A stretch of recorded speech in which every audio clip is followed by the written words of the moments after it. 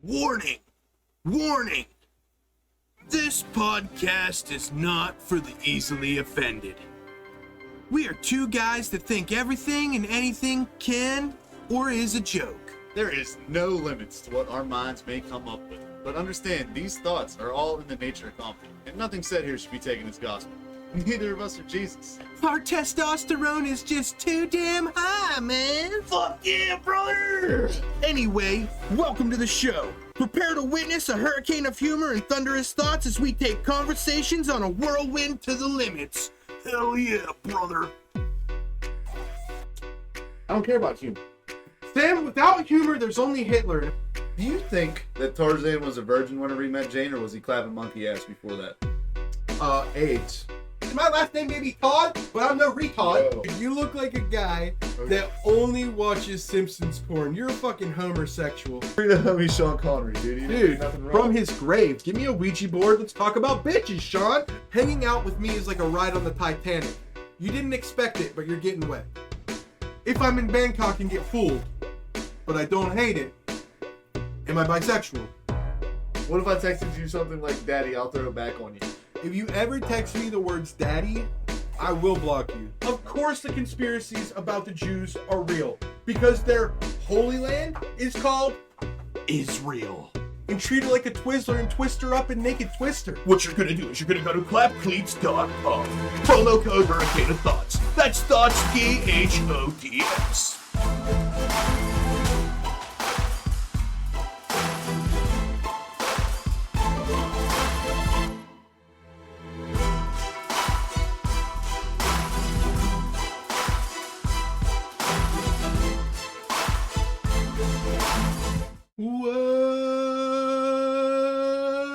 What's good, Hurricane homies? It's your boy, the Juggernaut Jester, back for another Tubular Tuesday. Unfortunately, this guy over here, you know, the normal bro host, the sensual sausage slinging Samurai Sam, he's got the sickness. He's down with the sickness, but the sickness ain't downs. You know what I'm saying? What the fuck? Why'd I just stutter so hard? That was wild. Let me try it again, dude. Ooh, what's going on, Hurricane homies? It's your boy, the Juggernaut Jester Josh, back for another Tubular Tuesday. The bro host, Sam, is not here today. He is down with the sickness, but the sickness ain't downs. All right. Now let's just get right into it. We got a lot to talk about today. We got a crazy guy named Barbecue to talk about. We got Mike Tyson versus Jake Paul. We got Olivia Rodrigo. We got it's National Make Me Laugh Day. It's also National Native American HIV and AIDS Awareness Day. They're talking about banning TikTok. Pittsburgh Steelers, are they going all in? Or are they cleaning house? And then my personal favorite story, which we'll start out with. Oh, what a glorious story. What a glorious story it is indeed, actually. A Kenyan pastor. Now, if you don't know, Kenya is a country in Africa. Alright. Also, if you didn't know, Africa, continent, where humans originated, got taken over and colonized a long time ago by the British and the Europeans and shit, and influenced them on all types of religions and stuff and stole their resources, so on and so forth.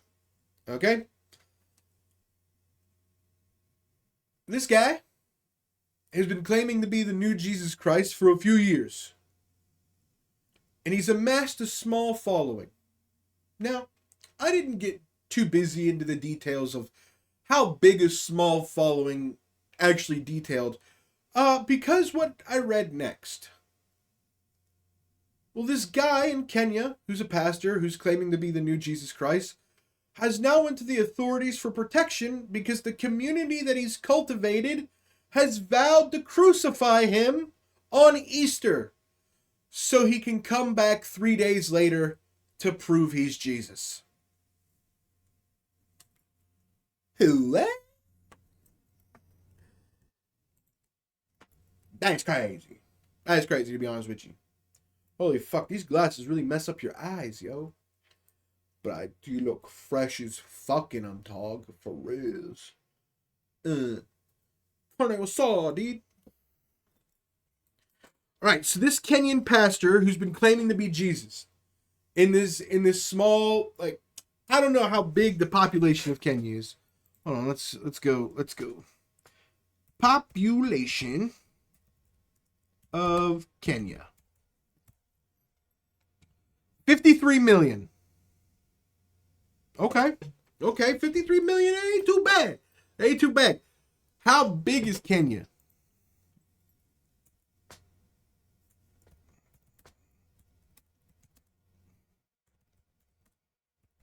Compared to Texas. Size of Kenya compared to Texas. Let's see. Okay.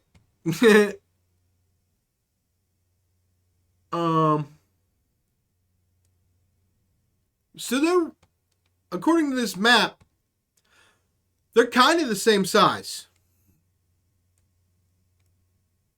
Kinda. Similar. So the entire country of Kenya with 53 million is the size of Texas. Alright. And in that country, and from the pictures I saw, it looked like a not very city-like or urban type of environment. A lot of tattered clothes and what you would call a jungle and in desert sceneries in the pictures I saw. This guy has been gathering people around as a pastor, being like, yo, I'm Jesus. I'm the new Jesus. I'm Jesus 2.0. I'm from Africa. I'm from Kenya. I'm from this small little village thing. I'm the guy. And eventually, after a while, he got enough of a community together that the community believed in him so much that they were like, you know what we got to do? Easter's coming up. We got to hit the redo. We got to hit the rewind. We got to hit the reboot on this, okay? Just like all the 70s, 80s, and 90s movies and TV shows, they keep doing reboots and remakes now, okay? Bible people, our time is now, they're saying. Those people in that village are like, our time is now. It's time for the reboot of Jesus. And they came to the conclusion that on Easter, they were going to fucking full-blown recreate the scene from the Bible. They was going to put him up on the thing, pop, pop, hit him with the slap, slap, you know, Jesus style. And then they were going to sit there and wait. Like when Fortnite had the blackout and people were just sitting there staring at a black screen for 3 days. If people are going to do that for Fortnite, what do you think they're going to do for Jesus? Just a bunch of fucking woodland Kenyans just sitting out there fucking, oh, I can't wait till this guy comes back. I can't wait. And then he gets wind, this guy gets wind that they're going to crucify him on Easter, and he's like, shit, Easter's coming up, yo. Well, I don't want to tell him I'm not Jesus, but also I don't want to get crucified because I'm not Jesus. So why don't I go to the police and be like, yo, they're going to murder me, dog. They're going to murder me. So now it's a standoff between these people who are like, all right, so the police are here and they're like, yo, if you do this, it's murder. You will go to jail. And then you have to know that there's one dumbass in the village who's like, yeah, but can we see where he's coming back from our jail cell? Like, does our jail have windows? Can I see the sky? Can I see him come back? Because, like, the story is this motherfucker was in the cave. You know what I mean? This reminds me of a story, chat. I'll bring the story up here in a second. This reminds me, this motherfucker's in a cave. And then all of a sudden, motherfuckers pop up out the clouds, move the big ass rock, and this motherfucker just float up to heaven and shit, and then he come back? What the fuck? I may be conflating two different stories because I'm not very religious. But I'm onto something here. But, oh my God. I almost just stabbed myself. My maid will suffer for this treasonous act of not fastening the king's clothes properly. Hey, woo, get. Let's see what we got going on. Alright. Let's see.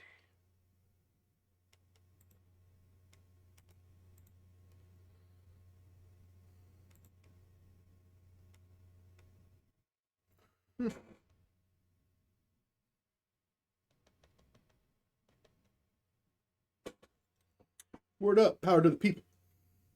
Alright. Where was I before I was rudely interrupted by these motherfucking bots? Oh, okay, we was talking about Easter and shit. Because this Kenyan pastor out here trying to get himself killed faster and shit. You know what I mean? This Kenyan pastor can't outlast it because that could have killed him faster. Put him up on the cross and blast him with nails in their hands and their feet and shit. Oh my God, this guy's crazy, man. He's absolutely wild, man. He's absolutely bonkers, man. Oh shit. Do I look fresh on these two? Shit. Nah, the red ones look better, to be honest. Red ones look better. Hit him up. Pow! Hit him up with a pow! Alright, so here's a personal anecdote check. Alright, so here's a story. There I was, just a teenager, living in a world, homeless as hell. Okay? Didn't know what was going on, didn't live in a big city, didn't have ways to hustle, shake, and jive. There I was, just in a small little suburban ass area, homeless as hell. Okay? Family takes me in. Oh, what a gracious family. Religious and stuff, taking me to church on the weekends and whatnot. I'm learning about Jesus for the first time. I'm not on board because, I'm very science-minded and a lot of the things rely on, I have questions that they go, we don't got the answer, but you gotta quit thinking about that. And then there I am just being like, well, I'm not gonna do that. Well, we can figure this out. We can try to either prove it or disprove it. I don't know why we just gotta stop at the hard part and be like, no. Believe. That's the test. The test is believing. Oh, isn't that convenient? Oh, isn't that fucking convenient? No proof because the faith is the test. Oh, yeah, it's very convenient. I'm glad you wrote that up like that. But I was gracious nonetheless, and I gained a unbelievable gratitude for what religion can do for people when it's used in the way that they were using it. But a funny moment is his family for Easter one time was going to meet my buddy's family who took me in. Their entire family was going up to this small town in the mountains to visit their grandparents and have Easter with them. So we get to this small town, and I'm not even joking, it's 3 hours in the middle of the mountains in nowhere. There's no cell service. Like, they literally say if something bad happens, you're probably dead because the nearest, hospital or anything is 4 hours away. It's a time lost. It's a town lost in time, realistically. And I went in 2013 or 2014. So just imagine in 2014, 2015, or 13 or whatever, social media wasn't as big, the world didn't revolve around technology nearly as much, but even in that town, things didn't make sense, right? It was a town lost to time. And everything was cool. We're all chilling. It's a small, tight-knit community. Everybody knows everybody. Literally, there's 40 people in the entire town. And so we go to church on Easter Sunday, and I'm sitting there, and I'm listening. And the guy speaking says something, and I'll never be able to forget it, because this is the moment where I was almost unbelievably out on the logic of religion. Okay? Here's what he said, chat. Okay? So the story goes is that Jesus was crucified and they put his body in the cave. Okay? And then people said that they saw angels come out of the sky, move the rock, and take his body to the heavens. Okay? And do you know how we know Jesus is alive and he's coming back? Because his body wasn't there. What? Grave robbers don't exist? Oh my God! That's crazy. Grave robbers don't exist? A well-influenced guy named Jesus, they got like put on display. They put him on a cross. You know what I mean? Plenty of evidence that a guy named Jesus actually did exist, right? Okay, and then he has followers and stuff, and then they ceremoniously put him in a cave and then put a big rock in front of it. Grave robbers don't exist, so we know that this guy's magical and that he is coming back, resurrecting himself, because the body's not in the cave.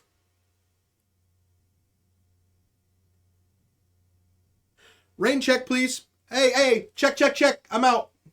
Hey, dog. Hey, you over there. I'm out. Get me out of here, dude. Get me out of here. Because I'm about to raise my hand and say something crazy. I'm about to raise my hand and be like, oh, excuse me, Mr. Pastor, sir. Mr. Dumbass. Oh, excuse me, Mr. Silly Goose Man. Did grave robbers exist? Were the people that saw these angels steal the body and all the stuff that was with it and all the tokens and stuff that people gave, were those people savory characters, or did we not investigate that? Oh, we don't care? We don't even know who they are. That's weird, isn't it? They just sit random eyewitness, and then, some fucking dumbass with the name that starts with P wrote about it 300 years later, and now 2,000 years later, I'm supposed to be like, yeah, dude, come on, grave robbers didn't exist. The giant stone, it's immovable. No grave robber could have moved the giant stone that was put there by people. That's crazy. Don't be ridiculous. It had to be angels from the clouds, and the reason we know that Jesus is coming back is because his body isn't there. So if his body isn't there, then he has to come back. Because if his body's not there, then he's not dead, which means he's going to be alive, and he has to come back. Excuse me? Sorry, a question. What about all the other missing bodies? Are they coming back too? How many Jesuses are there? My grandpa went missing for 2 weeks. Was he Jesus for 2 weeks? Because he came back. My bad. I don't know. Does my grandpa get an Easter? July 27th, my grandpa's Easter. Let's go. Yeah. What a fucking turnout today, huh, chat? This is fucking great.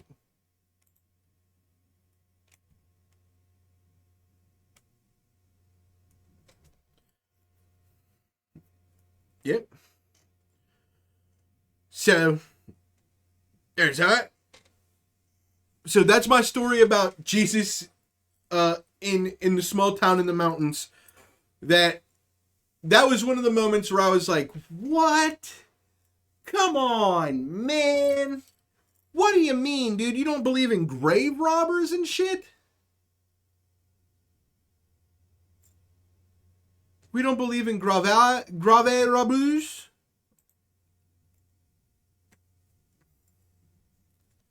So,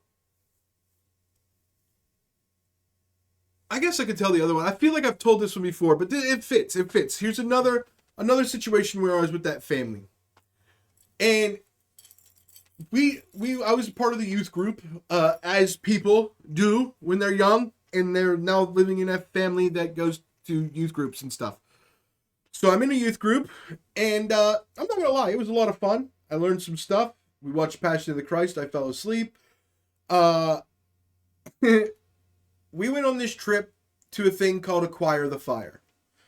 Now, actually, I want to see what it looks like when you look up Acquire the Fire. Acquire the Fire.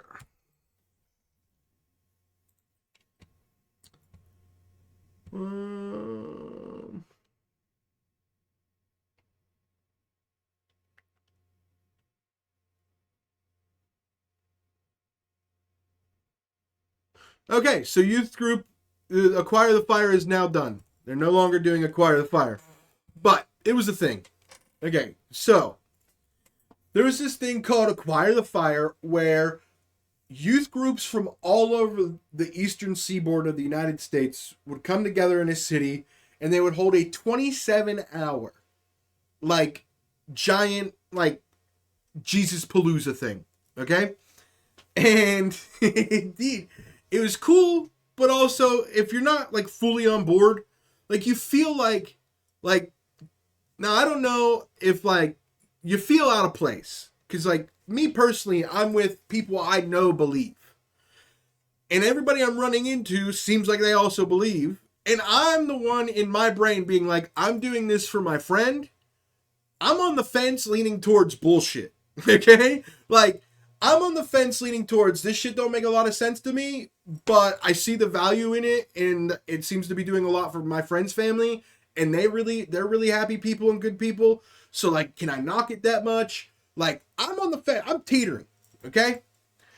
And we sign up for this one class that's like science and religion. And I'm like, all right, let's go, dude. Give me some science stuff about the Bible. Let's go. Hook me with some science shit, okay? We go in, we sit in this room. There's like 30 people in the room. And this guy says, now chat, I'm not even making this up. This is what he says.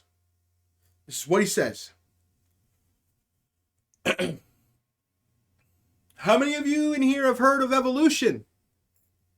Yeah, all of you? So the people that believe in evolution believe that if you let hydrogen atoms sit around long enough, they become people. Isn't that dumb? Time out. Hold on, raising my hand. Pick me, sir. Pick me. I realize everybody in here's cheering, but that's not what they believe. Hey, you're wrong. Hey, you're doing CNN stuff. Hey, don't do that. That's not...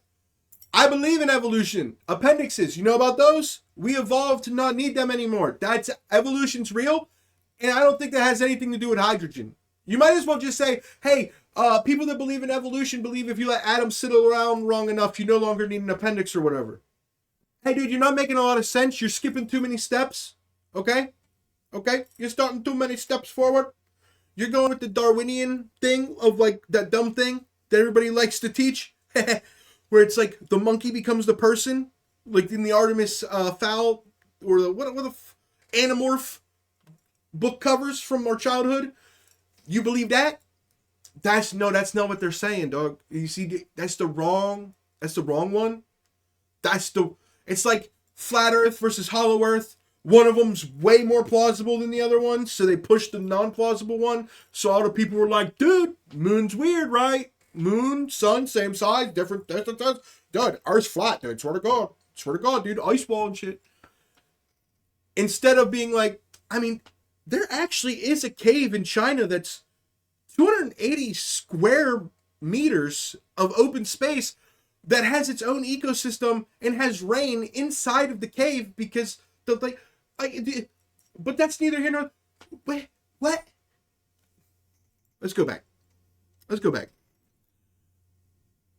So you believe that I believe, as a science guy, that there was nothing, right? Then there was atoms, and then, just wait, people happen. Well, sir, you're absolutely wrong, and now you just put a thing in my brain against religion for all time. So thank you for that. Way to be a dumbass. Go acquire the fire. You know what you did? You made me acquire the fire to understand that you don't know what the hell you're saying. We're just a bunch of 13 to 17-year-olds in a room where an adult wearing a suit with a fucking, yeah, what's going on? Like those fucking earpieces where it's like, with those fucking British comedians. They don't use the microphone. They, it's what's good. Oh, it's funny, isn't it? Pisses me off to this day. Those two things alone single-handedly made me, like, not full-blown religion so fast. And they happened within a couple years of each other, which is the wildest part. Yeah. That's crazy. Absolutely bonkers. But that's enough. That's enough of the religious bashing. The left is doing enough of that right now. We don't need to go into detail of why I do or I do not believe. I do. Let's put this on the record.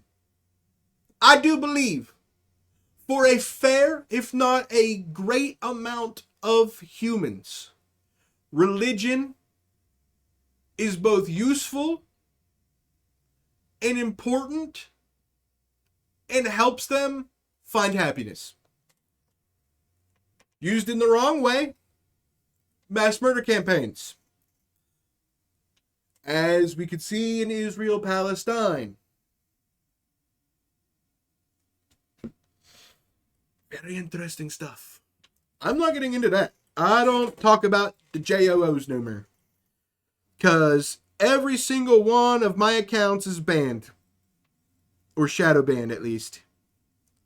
Okay, let's talk about something less... Well, this is kind of like talking about religion.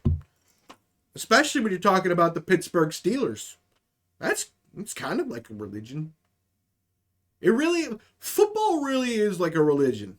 You pick your team, you get indoctrinated with your team, somehow you fall in love with your team for whatever reason. Everybody has their own reason, right? Me specifically, I'm guess what you could consider a lifelong bandwagoner.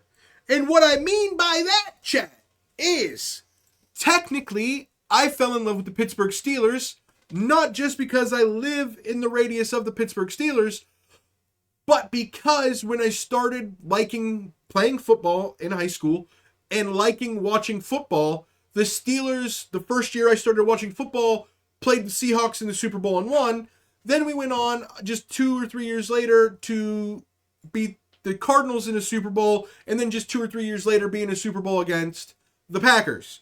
So, realistically,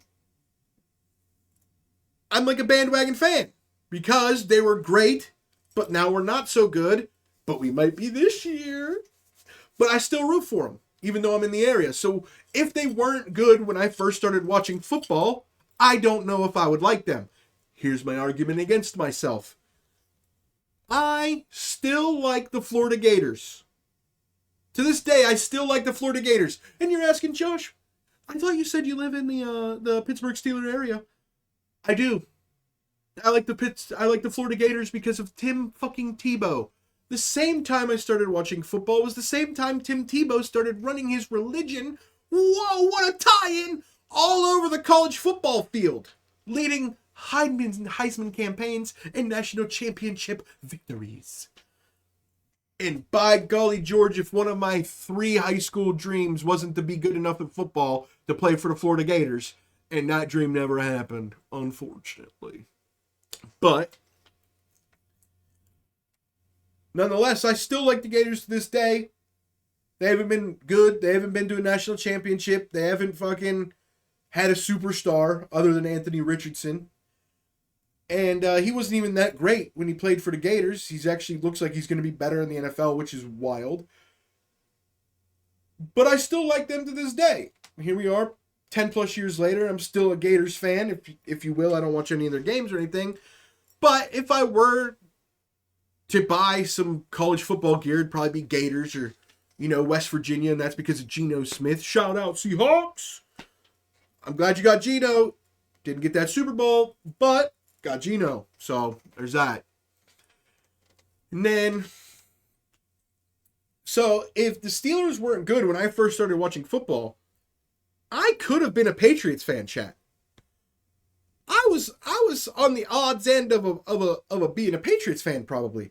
Ooh. Do I want to be a Patriots fan? Ooh. I don't want to be no Patriots fan. That's crazy. So would I have been, am I a bandwagoner? Well, I don't know. I guess kinda, but not really. So here's another thing, chat. I liked Cam Newton coming out of Auburn. What I saw him do at Auburn was nutsos. I still kind of like the Carolina Panthers, even though he's not there anymore. Christian McCaffrey's not there anymore. They're going to be dog shit. I still kind of like them, but I don't. You know what I mean? I'm still a Pittsburgh fan. I'm a player fan, chat. Figured it out. God damn it, I figured it out. I'm a player fan.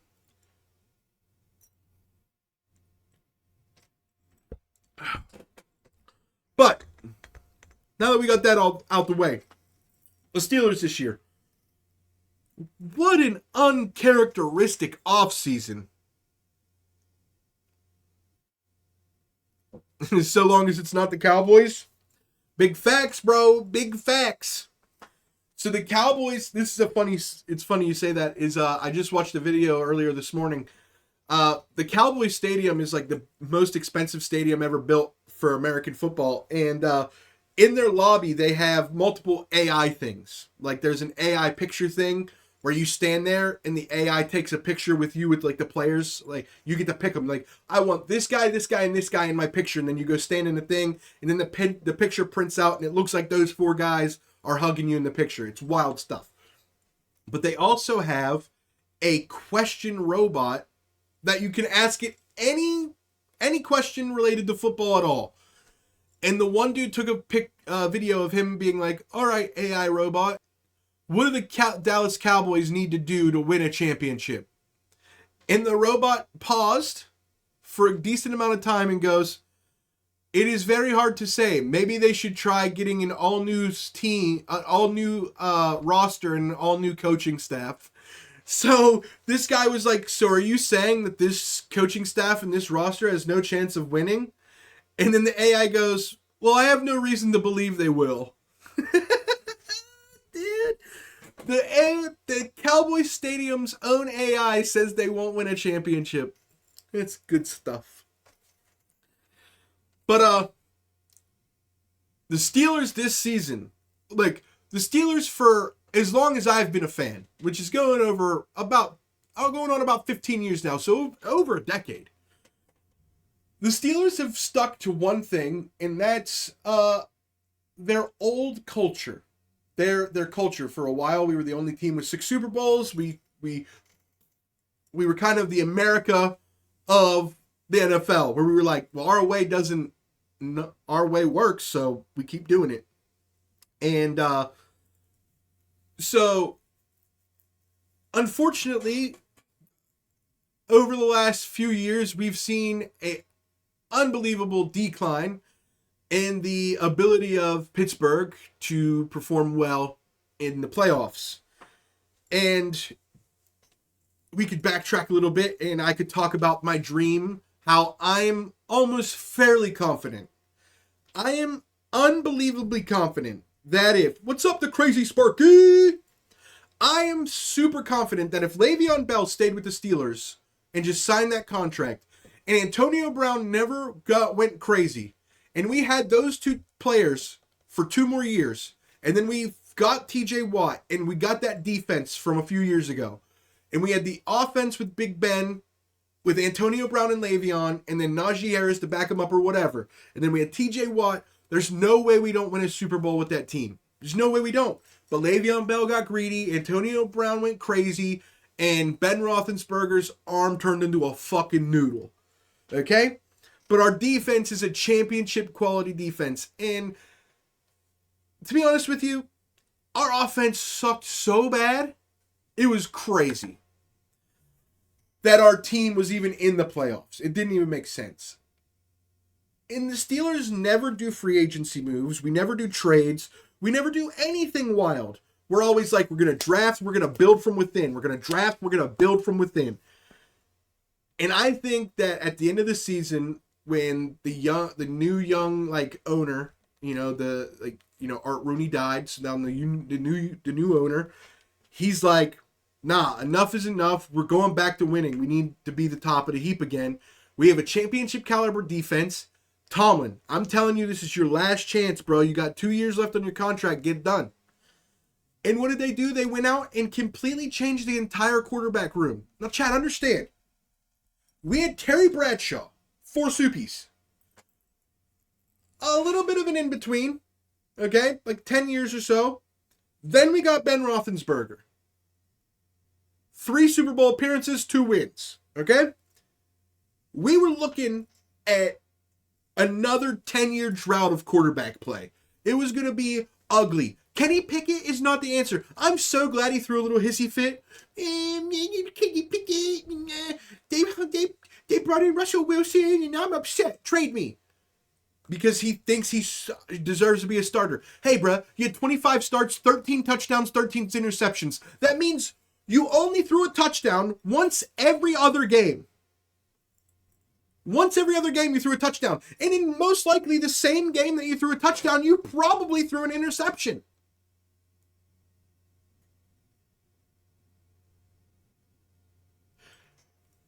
And this guy's upset that we brought in Russell Wilson, who got benched throwing 26 touchdowns, throwing for 3,000 yards in 13 games when you haven't even thrown for 3,000 in 25.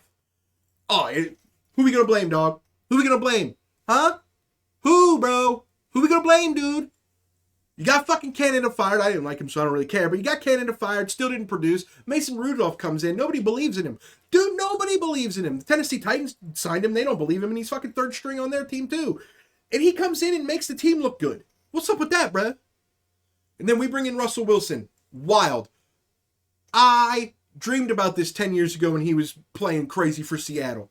I was like, dude, Russell Wilson's that guy, kinda. He's such a good game manager, except for that one play in the Super Bowl. And I went into this offseason being like, I hate Kenny. I don't believe in Mason.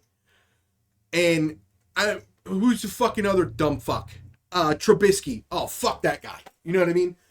I was so depressed about the next 10 years of the Steelers. I was like, we're going to waste this championship defense.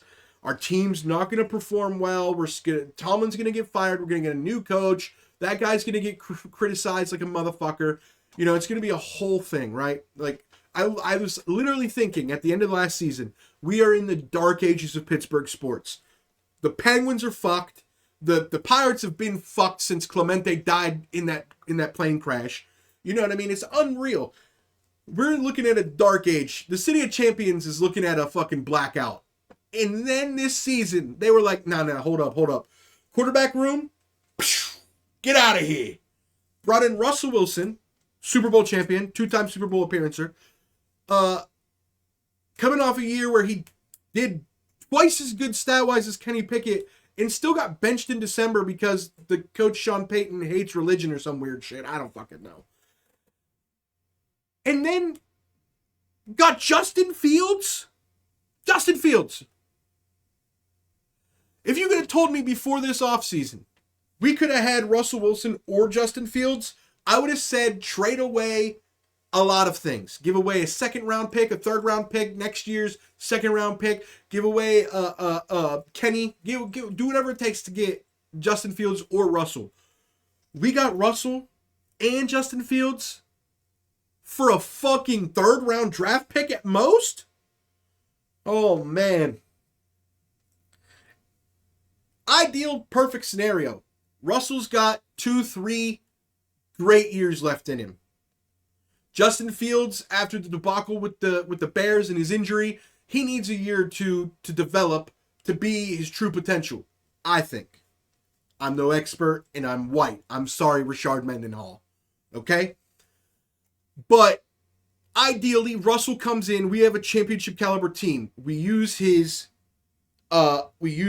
fucking command of the offense and his ability to fucking throw the ball down the field to get it to George Pickens, and we just picked up Mike Evans, and we have the dual-headed running backs, and then Russell Wilson's mobile, and then God forbid if Russell Wilson gets hurt, which he might. He's a small guy. We're planning on doing a weird running style offense.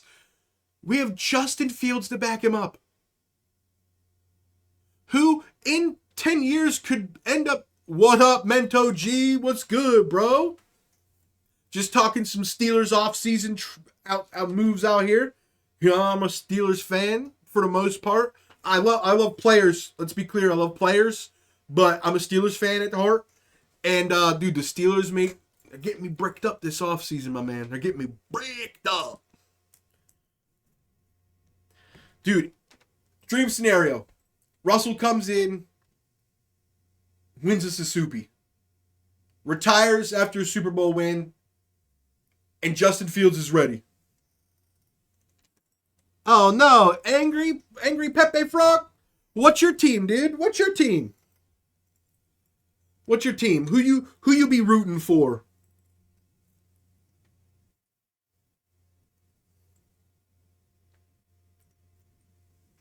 You have no team? Not an NFL guy? Russell is definitely a coin toss on how he will perform? Well, statistically, that's not true. Statistically, that's not entirely true. He's very consistent. He is very consistent. Now, this was his worst year by far, and it's not even close.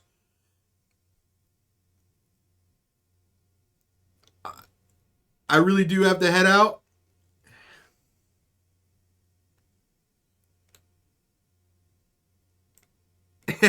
All good, broski. All good. I appreciate you all the time, but sorry I don't catch more of your streams. I'll try. I promise. I'm going to try to be in there. But statistically, this was Russell's worst season, and he got benched because he was disputing with his coach. Because Sean Payton took over the Broncos, and Russell had a crazy contract that, don't get me wrong, if we were paying Russell what his contract was in Denver, I'd have a completely different tune right now. My tune would completely be different, bro. Completely. But we're not. We have him on a fucking league minimum, and Broncos are still paying him $30 million. So, thank Allah or whatever, right? And even in his worst year ever, he threw for 3,200 some yards and 26 touchdowns. Kenny Pinkett in 25 games only threw 13 touchdowns. Let's just extrapolate that out. Even at, say we coin toss Russell's play, and it's the bad side of the coin, that is still, no matter what, an upgrade from what we saw last year and the year before. And that's what's crazy about it. Is like, obviously, if we went out and we paid fucking Russell Wilson superstar money, I'd be on here talking about how it was such a bad idea. Russell's not really that good, and he's a game manager.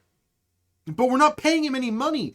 And we have Justin Fields to back him up, so if he goes out there and he starts dunking fucking interceptions all over the place, we still have a superstar kid who literally the Broncos, the Bears. Now, I know you don't know this, Neil, but the reason the Bears got rid of him is because they have the number 1 draft pick, and supposedly this kid, Caleb Williams, coming out of USC, is like the LeBron James of college football coming out of quarterback. Like how LeBron James was so hyped coming out of high school to play in the NBA. This kid is like considered the top quarterback prospect. I don't know. People were like gushing over. I don't understand what their whole deal is. Dude hasn't won a national championship. He hasn't led his team to anything significant. I don't know what they're freaking out about. But apparently he's like a once-in-a-lifetime generational super talent. And there's no way they could pass him up. And they just spent a 3rd or 4th round pick on Justin Fields a few years ago. But he's been injured the last couple of years and they had no offensive line or anything. So if this kid was like a superstar, Justin Fields, and the only reason they didn't keep him, like they literally were planning on keeping him, it took until the Steelers got him for them to decide they were going to go with him over go with Caleb Williams over Justin Fields. It's like a whole weird thing. The fact that he's on the Steelers at all is absolutely bananas. And here's my favorite part about it. Is he wanted to be on the Steelers. The Bears knew they were screwing him over, okay? The Bears realized what they were doing was messed up because he didn't do anything wrong. He's a star quarterback. He's just young. But they want Caleb Williams so bad that they let him pick which team they would trade him to. There was 4 other teams that gave better offers for Justin Fields to the Bears, but Justin Fields didn't want to go to those teams. He wanted to come to the Steelers. That's the only reason we got him for that 3rd round draft pick.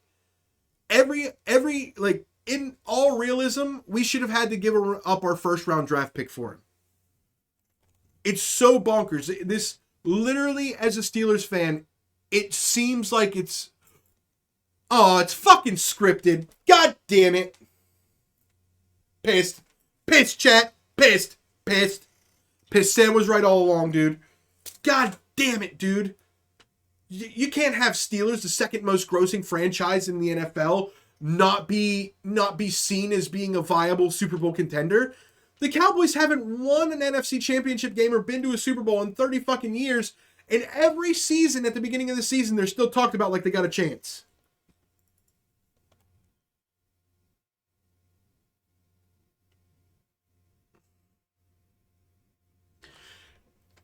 The playbook in the system.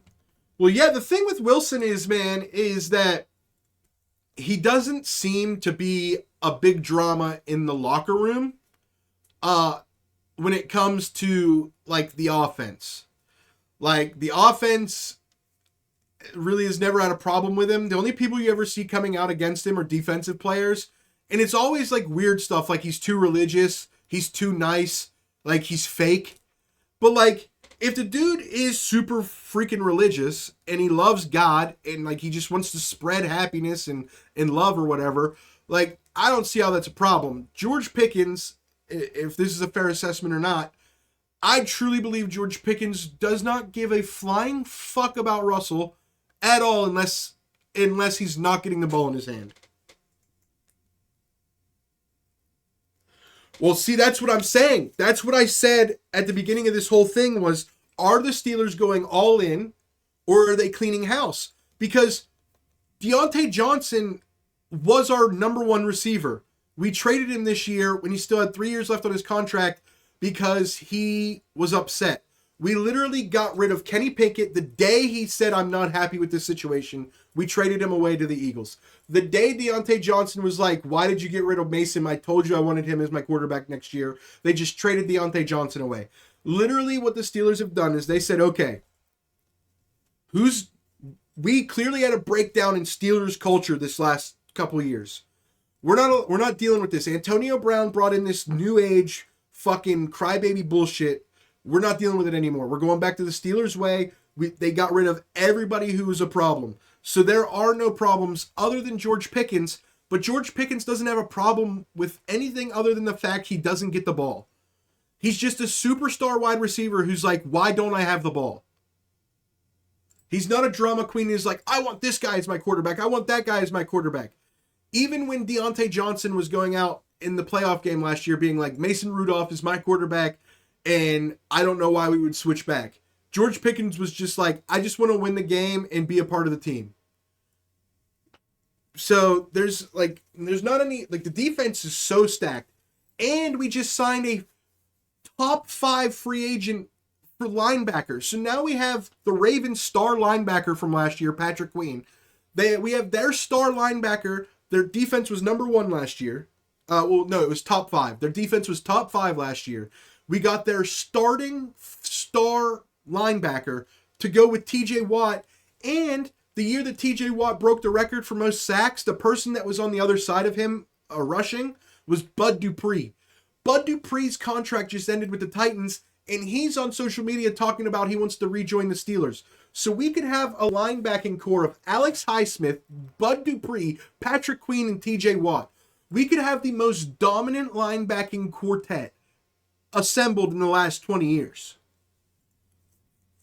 Our defense is going to be so fucking solid. We have a championship defense, and we retooled our offense. We brought in George Pickens is huge. He's going to be out there doing his thing, and Russell Wilson and Justin Fields can get him the ball. Kenny Pickett can't throw down the field. George Pickens is not a short route runner. He's basically the Calvin Johnson of the new era. He's not going to run short little slants. He goes deep and goes up. And then we just brought in Mike Evans from the Chargers, who's been the Chargers' number 1 and number 2 receiver for the last 5-6 years. And then we have a couple veterans, and we're probably going to draft somebody. So our offense is going to look nothing like it. Oh, and about learning the playbook, it doesn't matter. We just brought in a brand new offensive coordinator. We just hired him a few weeks ago. So even if it was Kenny Pickett, they'd be learning an all-new playbook. So Russell Wilson's going to be just fine. It's clear that this offense has a specific type of quarterback they want. They want a mobile, strong-armed quarterback. Game manager. Now, the difference is Justin Fields is...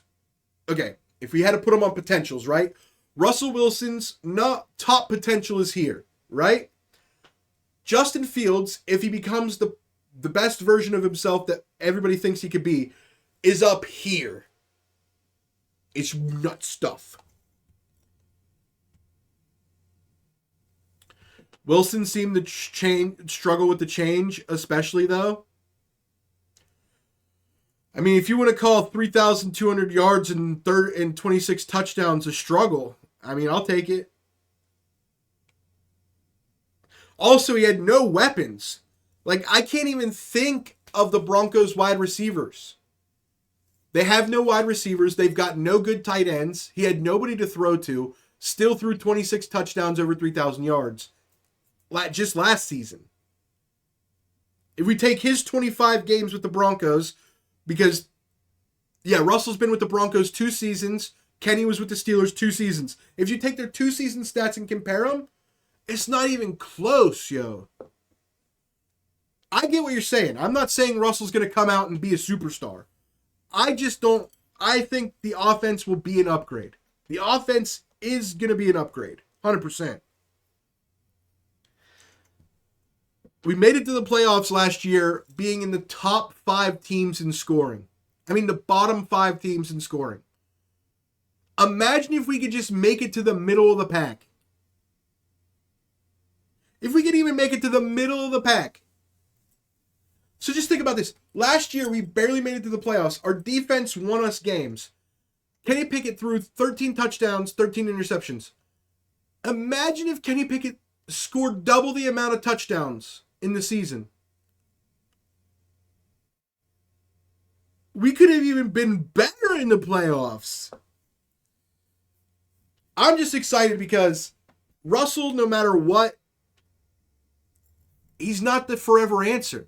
So if Russell comes out and starts fucking tanking and he sucks, 3 games in, they're going to pull out Justin Fields. So no matter what, I'm not really that worst case scenario, Russell loses 3 games in a row. He never plays again. I love it. We've literally put ourselves in a situation to succeed. And that is all I could have asked for. Just putting Russell Wilson and Justin Fields as quarterbacks boosted the Super Bowl odds in Vegas by an astronomical amount. If you would have, before these acquisitions, if you would have put $1 on the Steelers to win the Super Bowl, I don't remember the exact number, fuck. I think it was like $1,200,000 payout. And now if you do that same $1 bet, it's only like $50,000.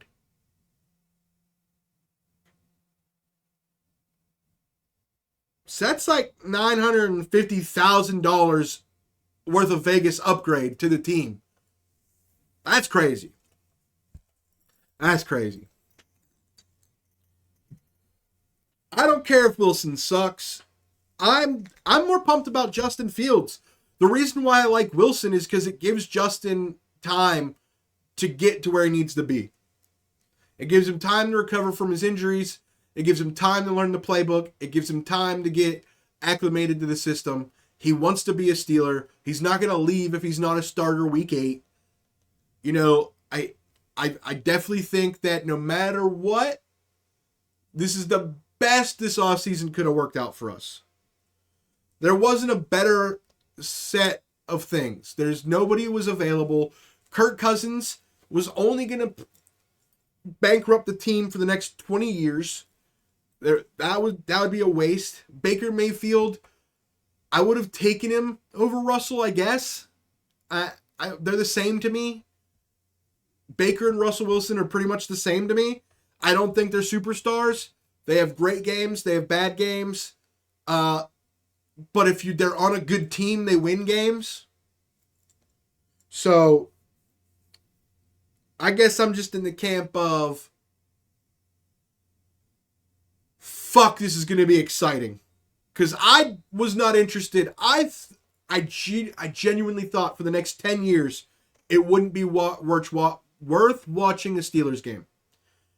And now this year, I'm going to watch any game I can.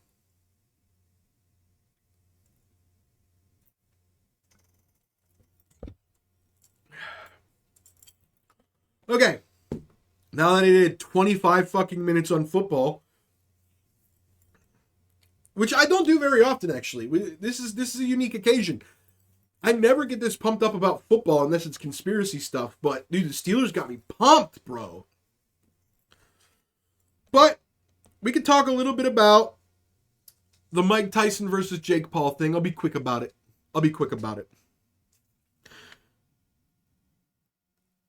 To all the people that say, Mike Tyson's gonna murder him. You're dumb. And to all the people who are like, Jake Paul is gonna murder him, you're also kind of dumb. This is gonna go one of three ways. Number one, it's going to be the most boring fight ever, just like Tyson Foreman or whoever the fuck he fought like 2, 4, 5 years ago or whatever. That shit was boring. They didn't even punch each other in the head. It made no sense. It was a gentleman's bet. It was dumb. Now, you may be saying, but Josh, this is a legitimate boxing fight. It goes towards Tyson's record. I don't care. He's 57. He was confined to a wheelchair for 4 months 3 years ago. In any normal situation, if I, a young strapping lad who'd been training in boxing, beat the shit out of and hurt a 57-year-old who just 3 years ago had to spend an entire 6 months, or 3 months, my bad. 3 months confined to a wheelchair and had to spend 6 months after that using a cane to walk. If I told you I convinced him to join me in a boxing ring and then I beat the shit out of him for millions of dollars, nobody would be like, that's awesome. Everybody would call me a piece of shit, an elder abuser, a fucking psychopath. But because it's Mike Tyson, and we all have this idea of Mike Tyson in our head from YouTube clips and our parents talking about him, and oh my God, did you see his Instagram reel of him punching that bag for 7 seconds? He's gonna kill Jake Paul. Well, why do you think the video stops at 7 seconds? Because he's 57 and he's got no fucking stamina. So unless Mike Tyson knocks him out in 7 seconds, this fight is gonna go to a draw. Or not a draw, it's going to go to decision. Mike Tyson is too big, too strong, jaw probably still too powerful, guard too good for Jake Paul to knock him out, most likely. And Mike Tyson is too old, and just it is what it is. The dude was in a wheelchair, chat. Like, he was in a wheelchair. Do you think super strong men that should be boxing randomly get assigned to a wheelchair for months? I don't think this is cool. Don't get me wrong, I'm gonna watch the fucking shit out of it because a part of me, the hater in me, wants nothing more than Mike Tyson to go out there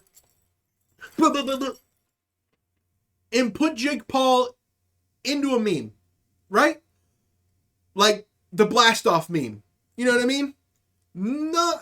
Part of me wants nothing more than to see that. But for the most part, the only feeling I have is it's going to be a letdown. The day after, all anybody's going to be saying is, you know, I thought it was going to be a better fight. I guess Mike Tyson really is old.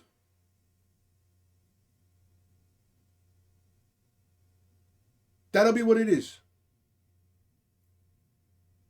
Nothing exciting is going to happen. It's going to be boring. You're all just living off of this nostalgia of Mike Tyson.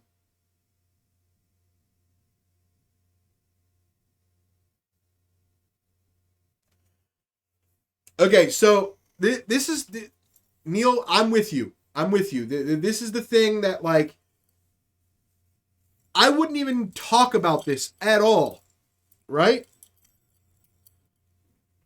Because, like I brought up, when Tyson fought a few years ago, it was an exhibition match, and they had a gentleman's agreement not to power punch to the head. Okay? So if it was one of those, I wouldn't even talk about it. But unfortunately for the world, Mike Tyson somehow crazily agreed to make this a sanctioned fight, and it counts for the record. So if Tyson loses this, he will no longer be 50-6, he will be 50-7. If he wins, he will be 51-6. This counts for Jake Paul's professional boxing career as well. So it is a sanctioned, legitimate fight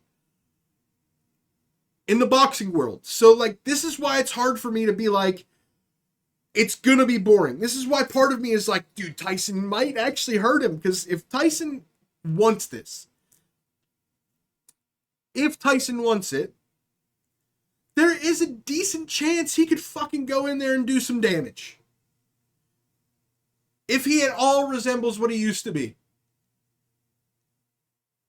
But 3 years ago, he was in a wheelchair. He was walking with a cane. He started a line of CBD gummies to help with the fact that he was having tremors and muscle aches. He's 57. And Jake Paul is literally just finding old retired fighters to fight at this point. I'm only going to be happy if Tyson wins decisively. If Tyson wins in a boring decision because they're both just bobbing and Tyson landed a few more of these, you know what I mean? I'm going to be bored. I'm going to be annoyed. I'm going to think, great, you guys just stole money from Netflix. Actually, it's genius. It's genius. They're stealing money from Netflix. People are going to watch because it's Mike Tyson. People are going to watch because it's Jake Paul. Nobody's actually expecting this to be a world-class bout. But it's on Netflix, so you don't have to pay for it. That's what's genius about it. If this was a pay-per-view, it'd be way more annoying. If I had to pay $60 to watch this, I'd be pissed. But the fact that I already have access to Netflix, I'm 100% going to watch. It's both annoying and genius, but also, I'm going to eat my words, but I'm going to bet, metaphorically, I'm betting 100 hurricane dollars. I'm betting 100 hurricane dollars that Mike Tyson will not knock out Jake Paul after the first round. First round's up for debate. I'll leave that up to debate. I'll leave that up to the gods. After the first round, Mike Tyson will not knock out Jake Paul. I'd put 100 hurricane dollars on it. I saw my mama, dog. Chat, don't forget, it is March 19th. It is National Native American HIV and AIDS Awareness Day. So make sure you're aware that Native Americans, too, deal with HIV and AIDS. If you know any, support them.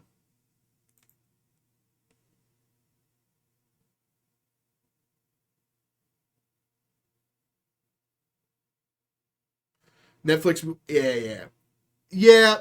That, like, I didn't learn until today that it was going to be on Netflix.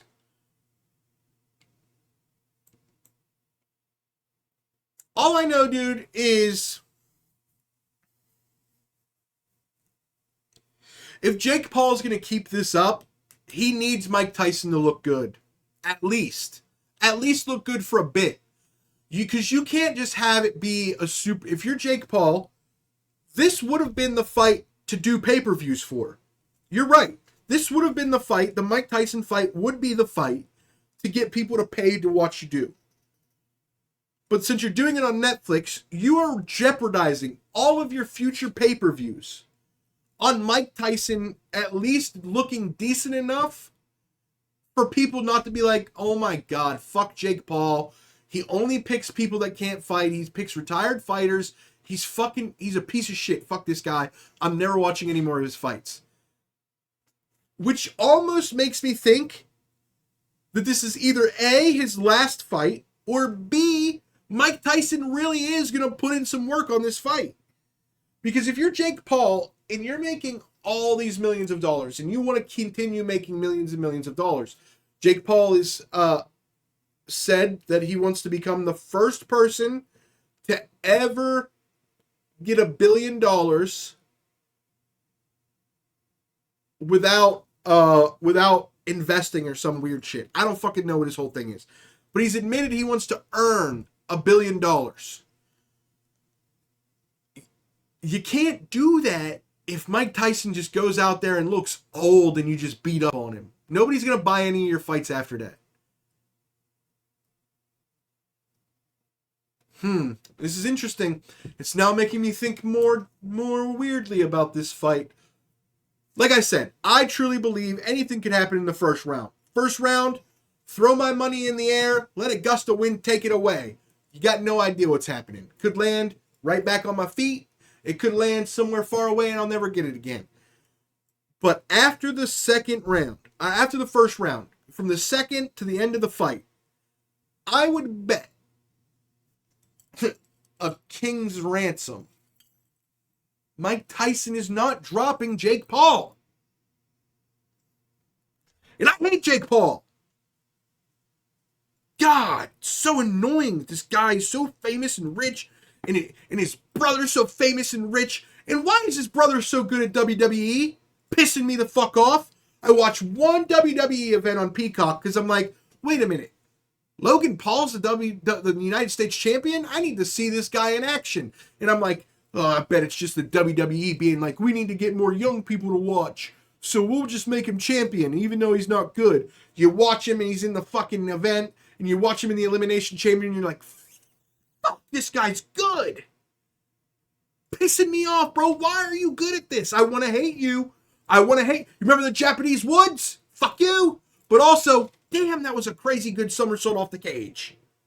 What the fuck are we talking about here? God damn it, bro. You don't watch WWE for 2 years. Okay, you come back. Jake Paul's the fucking United States Championship doing fucking frog splashes and somersaults off elimination chambers, getting thrown through glass and stuff, doing superhero shit, and also being the best heel other than The Miz. Well, I'll just go fuck myself. These Vine kids just get to be good at everything, apparently. Fuck you! Damn. It's kind of annoying, to be honest. I'm a hater. Chad, I'm a hater by nature. And the more I see these guys, the less I hate them. But the more I hate them. Because the less I hate them, the more the other side of me wants to fucking really hate them. But anyway, moving on. We'll come to that fight when it's time. Let's get into some weird shit. So, chat, there was a time in my life where I wanted to be one of 5 things. And those 5 things, 2 of them did not line up with the other 3. Now, obviously, number 1, comedian. Number 2, comedic actor. Number 3, radio host. Number 4, astronomer. Number 5, engineer and aerospace engineer. Now, that is a wild list. I'm sure you agree. But if you notice, the last one on the list was aerospace engineer. And if you became an aerospace engineer, you might find yourself working at a company like Boeing. And I'm so glad I'm following this dream. It may not be working out as much as I'd like, but I'm so glad I'm following this one because at least I'm not unalive. Gotta say that for the clip, chat. Because a Boeing employee who had spent the last 3 years becoming a whistleblower on the company has just unalived himself in a very, very transparent case of corporate concealment and murder. Wildly enough, to give you a backstory, chat, Boeing is a company that works on airplanes, missiles, defense systems, things of that nature. They are contracted by the U.S. military, and the U.S. military supplies all of the UN with all of their weapons. So Boeing, henceforth, is one of the largest aircraft and weapons manufacturers on the planet. Now, there is a guy who worked for Boeing who, over the last 3 years, has went through all the proper channels to become a proper whistleblower to go through and expose Boeing for all the evil they are doing. Boeing did their discovery, so finally it got to the point where this guy got to the point where he could bring a case forth against Boeing.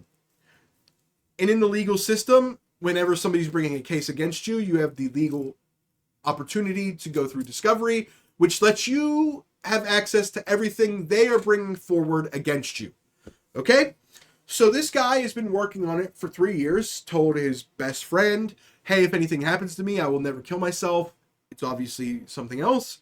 Goes through discovery and has to go through these interview processes at Boeing. He goes to Boeing. They go through the discovery process. He has to give them everything that he knows and is going to use in the case. The next morning, he is dead in his car to sui. I gotta say that for the clip also, chat, because algorithms hate the word. Okay, so my man's went sui the day after the discovery of Boeing, even though he had all of his bags packed. He had plans with his family for him to travel back to his home. He was taking a 2-day car drive. But the night he was planning to drive home, he got a call from Boeing saying that they were not done and that they had some things they needed to clear up, that he had to come back in the morning to do said things. And then the next morning, he's found dead.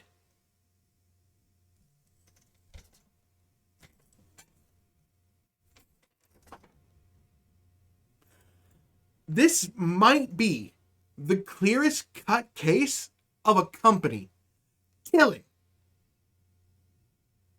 a whistleblower. And it's wild to me that we know how this is going to go. We know how this is going to go. It's going to go a little something like this. To save face, the Department of Justice or Congress or the Senate or somebody will bring forth an assertion that we need to investigate this, that it is clear that the American people are upset, and they will start an investigation to save face. And because, like I told you before, Boeing is the number one, one of the number one contractors to the U.S. military, I guarantee you they will be found innocent. And then it'll be very similar to the Jeffrey Epstein thing. Nobody really believes he killed himself in that prison. Yet, we just make jokes and memes about it. And then we get angry about it in our personal day-to-day conversations with our friends who maybe are like, why does it matter? Or fucking, I don't care. I don't have any kids. I don't care if kids are getting molested on an island or whatever. Only we fight about it. And then nobody takes the government to task over how is there a woman in jail for sex trafficking kids to nobody? It makes no sense, right? This guy's gonna get murdered. They're gonna be like, it was a suicide. He said he had PTSD. Well, he also said that his PTSD was from the fact that he was convinced that they were gonna murder him. Well, that's weird, isn't it? That's weird. That's weird. You're going against one of the number one companies in all of the world that have all the influence, all the power.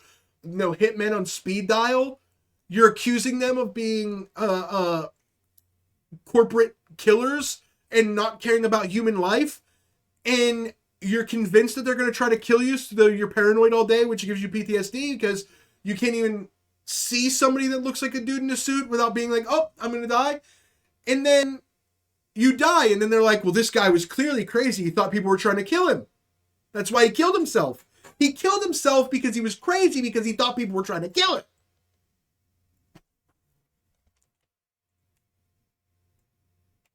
Awful lot of suicidal thoughts I'm spouting here. Dude,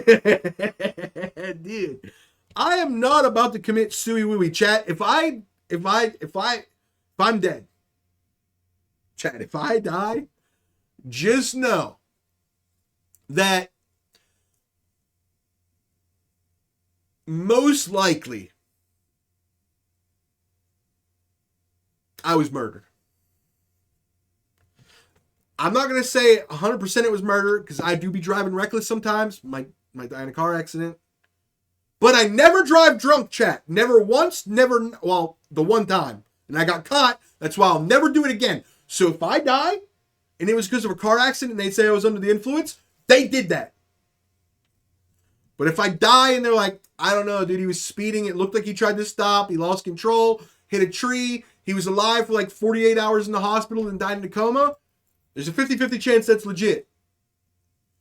But anything else, I don't take risks, chat. Oh, I might die of give me a poisoned Big Mac or something. Give me a crazy ass Big Mac or something. Even though I'm on my anti-McDonald's shit.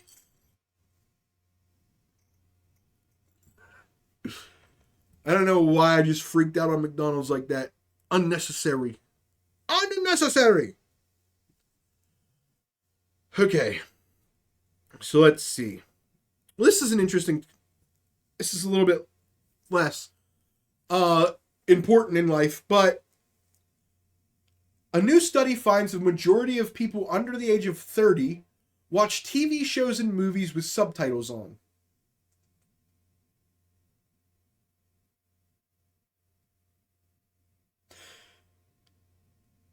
I did not think anything of it.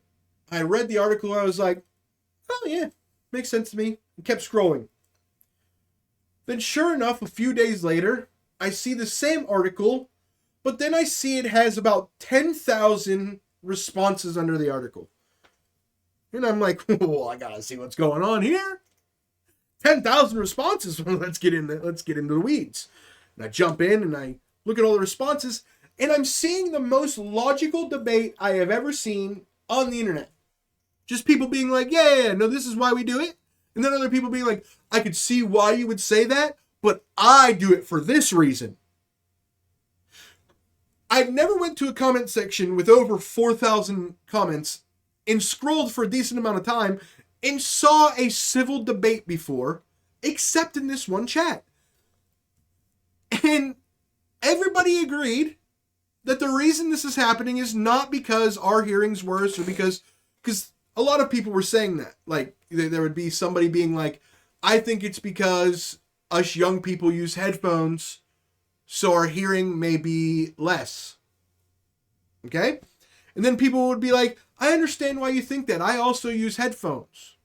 But I don't need subtitles when I'm watching movies from the 80s and the 90s.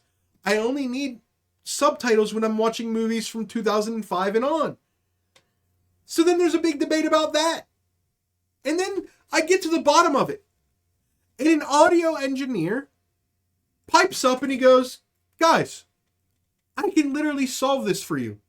It's very easy and I know the answer. I was an audio engineer for movie studios in the 80s and 90s. And our job was to match the movie all the way through. So when there was an action scene, it should be louder than when they're talking, but a proportional amount to make the movie not absolutely bonkers. Okay?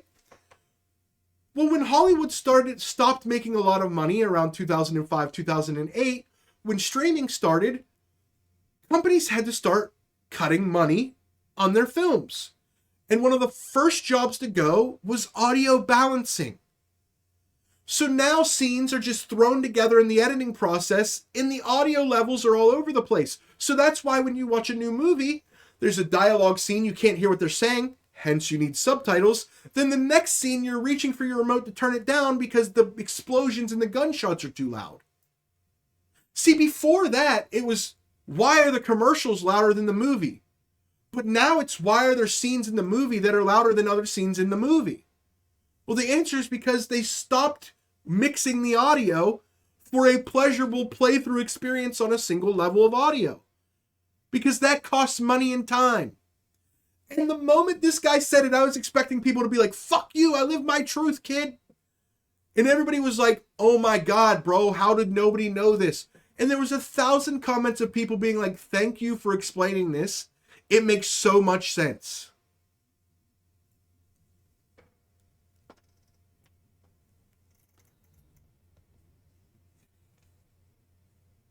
In chat, what you need to understand is I made all of this up. The entire thing I just said, I made it all up. I made it all up off of one single article title I read. I read one single article title and made up this whole charade of 10,000 comments and 1,000 of this and this. People were saying that. I literally made it all up. I saw one article title that said, I have it written down exactly right here. Study finds a majority of people under 30 use subtitles when watching TV and movies. The rest of it I just made up. There's no comments on articles unless you're on Reddit, which I don't go to Reddit because there's too many baboons there. Too many idiots trying to spit their nonsense like it's fact. But do you see what I did? You see how easy it is to just spin a fucking story, yo? I made up this whole thing about how thousands of people are having a discussion about the audio of movies and stuff. I just made it all up off of one article. But I do think that has something to do with it. I do think that there's a difference. The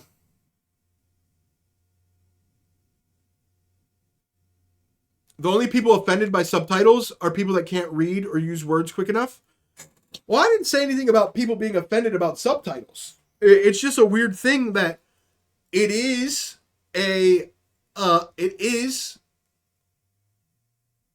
irregular for people our age and younger to use subtitles when watching TVs and movies and stuff. And it is normal for people above our age to tend to not want to use them. But then the whole thing I made up about like this, that, and all the things, and the theory I made up about the audio guy being like, oh, I know exactly what happened, and they stopped spending money. I came up with that theory based on this. I started watching Star Wars movies. And I didn't start watching the Star Wars movies until after I watched a new movie. So last week I watched the original, not the original Dune, but Dune 1 with Timothée Chalamet. And I found myself doing this exact thing. I'd have the subtitles on. When they were talking, I'd have to turn the TV up or read the subtitles. And then 3 seconds later, I find myself hard holding the volume down because there's... You know, all that. And it's so fucking loud, I bet my neighbors can hear it. So I'm hard holding down the remote to turn it down. And then literally that scene cuts away and it's back to him when Zendaya's whispering. And I can't hear a single word. I have to read the subtitles and turn it back up. I watched Star Wars, made significantly earlier. I watched The Phantom Menace. It was made in like 89 or 90 or 99 or some shit. I don't fucking know. I never once had to touch the volumes, watch the entire movie without subtitles.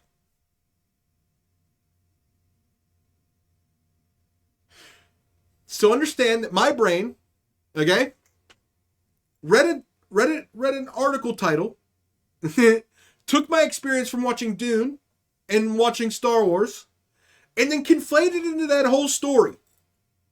That's what I do. I make stuff up. Star Wars usually has pretty fantastic sound design. Oh, I'm sure it does. I could tell by the... First of all, it threw me off because the moment the movie started, I was like, holy fuck, this is crisp as hell. And then I was like, oh yeah, this is the second set. These are the ones made in the 90s and 2000s. I think it's going to be weird for me going from those graphics backwards when I go to those next sets of movies. But, yeah. It's just that I just wanted to give you guys an insight and do a little storytelling and make up this whole thing about a guy. But, yeah, it's just like a funny thing.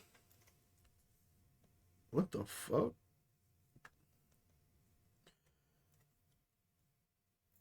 Everything from John Williams scores to the blaster fire sounds great. Yeah, exactly. But like I just think it is interesting that I thought this before I ever saw the article that young kids do like subtitles more. Like everybody I know that's younger than me talks about subtitles, and whenever you guys are talking about anime, you're always talking about subtitles. And anime is the biggest thing in the world right now, and everybody uses subtitles. So it's like this weird thing where like subtitles are way more prevalent. And what could be the reason for that? Now, I really don't care. I don't really have a whole thing. I just wanted to make a whole little mosh posh story. And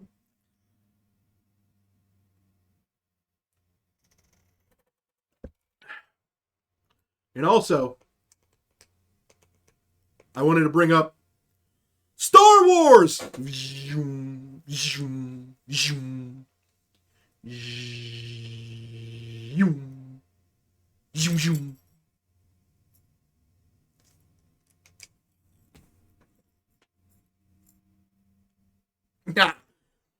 Alright, so Neil, we're going to play a little game called Star Wars Time. So, I've watched 1.5 movies. Okay? So I watched the entirety of The Phantom Menace. And I watched half of the Attack of the Clones or whatever it's called. I'm going to make a prediction based on the tertiary stuff I know about Star Wars. The stuff I remember of the things I've seen of Star Wars. The memes I've seen. And all of that put together. I am going to try to tell you what happens from this point forward and see how close I get. Alright. So, obviously, we know that Anakin becomes Darth Vader. And based on Attack of the Clone Wars, how this arrogant little dickhead doesn't even respect Obi-Wan, and he's with Princess Padme or whatever, or Queen Padme, for not even 5 minutes alone, and starts ripping on Obi-Wan, being like, I'm better than him. I don't know why I have to listen to him. Fuck him. And then the foreshadowing Yoda being like, there's much fear in you. Fear leads to anger. Anger leads to hate. Hate leads to suffering. You know, all that jazz. This is what happens. Him and Padme don't work out. He mad as hell.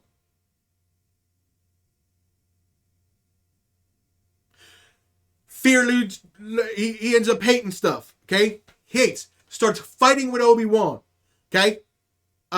It's over, Anakin, I have the high ground, right? That fight. That's the fight he turns into Darth Vader, I believe, because he falls into some lava or something, okay? So obviously he's upset because the Padme pussy, Natalie Portman's pussy, okay, destroys galaxies.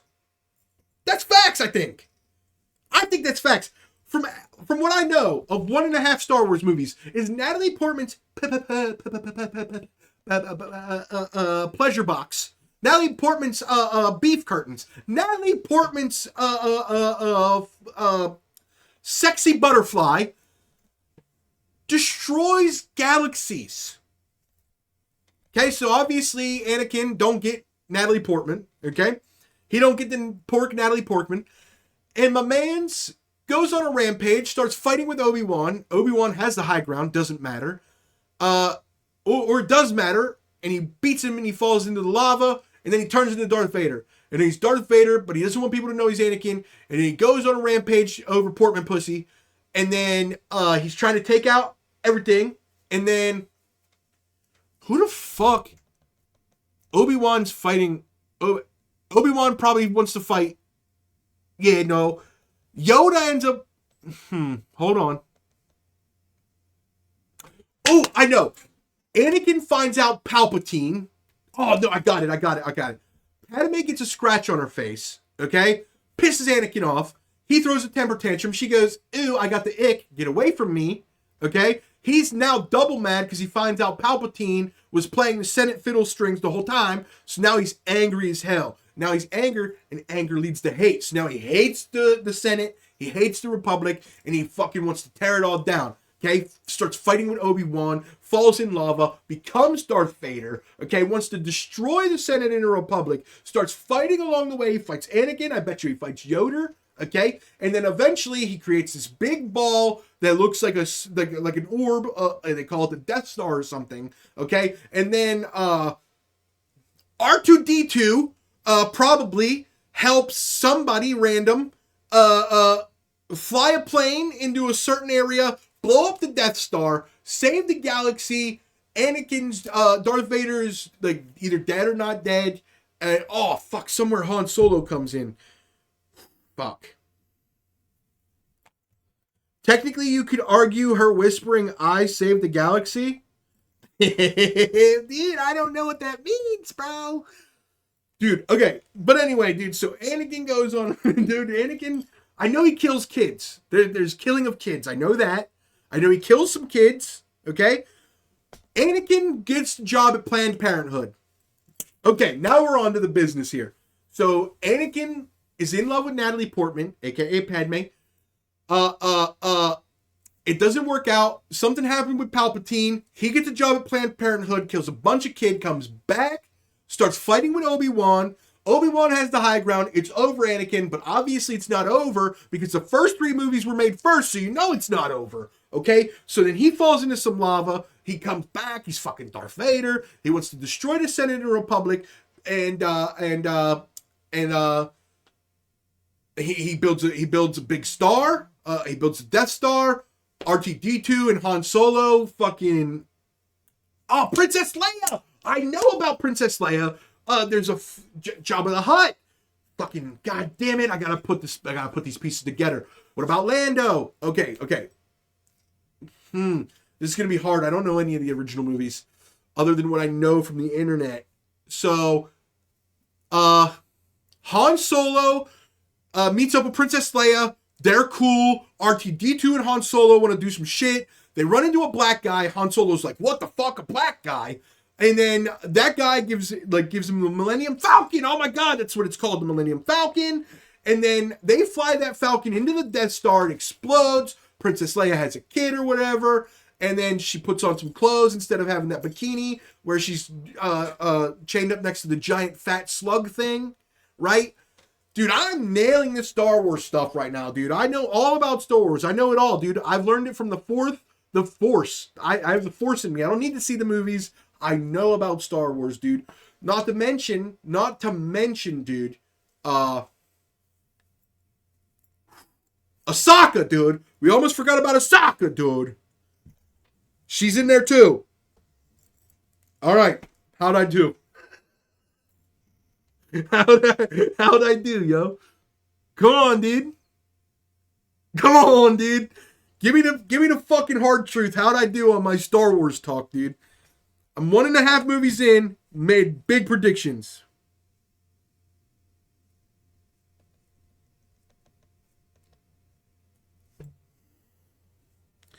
I mean, you got the names right? Oh, fuck, that's all I got right? I didn't get nothing else right?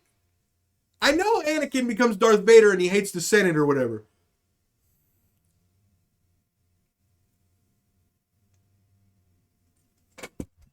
And I know Palpatine's got something to do with it.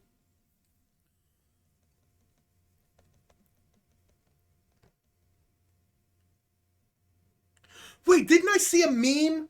Wait, is Anakin and Padme brother and sister? Isn't Padme and Anakin brother and sister? I think I saw a meme about that. Yo, how they brother and sister, though? Based on the 1.5 movies I've seen, how the fuck are they brother and sister? She grew up queen on Naboo, and then he said, they never said he was from Naboo. He's on Tatooine. Anakin and Padme aren't related.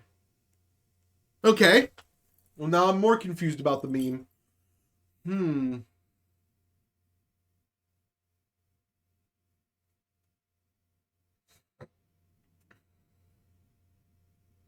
Anakin was technically born by the Force. He is Jedi Jesus.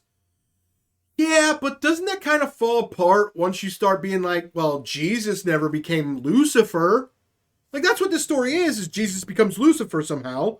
So that doesn't even make sense. And, like, this is what my 1.5 movie knowledge is. Anakin brings balance to the Force by everybody turning against the Force because he uses the Force for evil.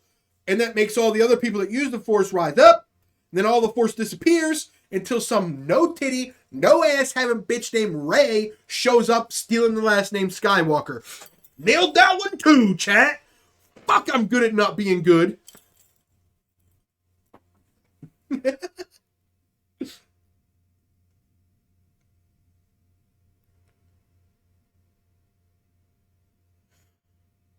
Interesting. We will find out. We will find out, that's for sure.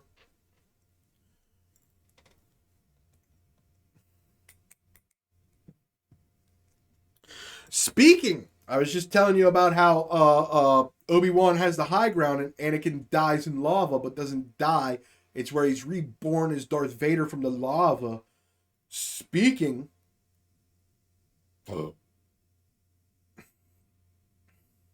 Yeah, I knew Anakin Skywalker worked at Planned Parenthood.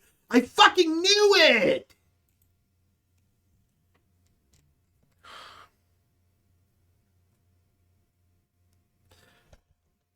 But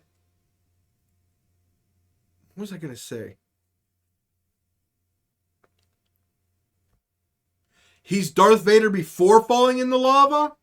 Oh. Interesting.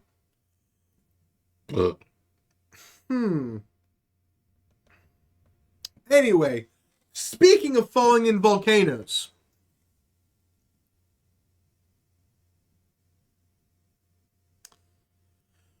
As soon as you become a Sith apprentice... Wait, he becomes a Sith apprentice? What? Wait, does Darth Maul convert Anakin? Does Darth Maul convert Anakin? Darth Sidious.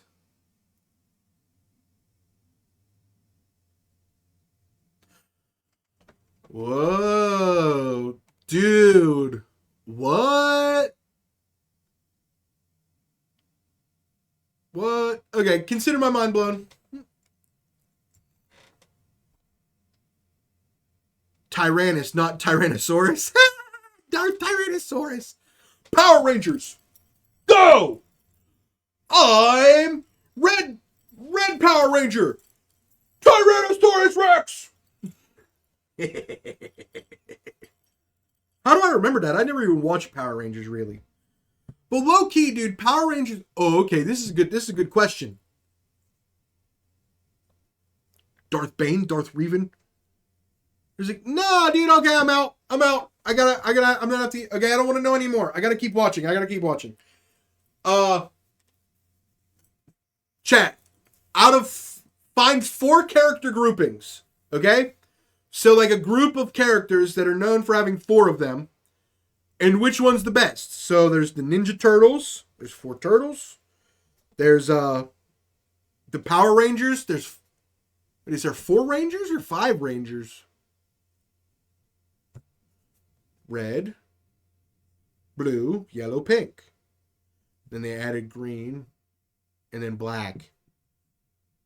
And then, yeah, there's a lot of Power Rangers. Never mind, chat. Dumb. No,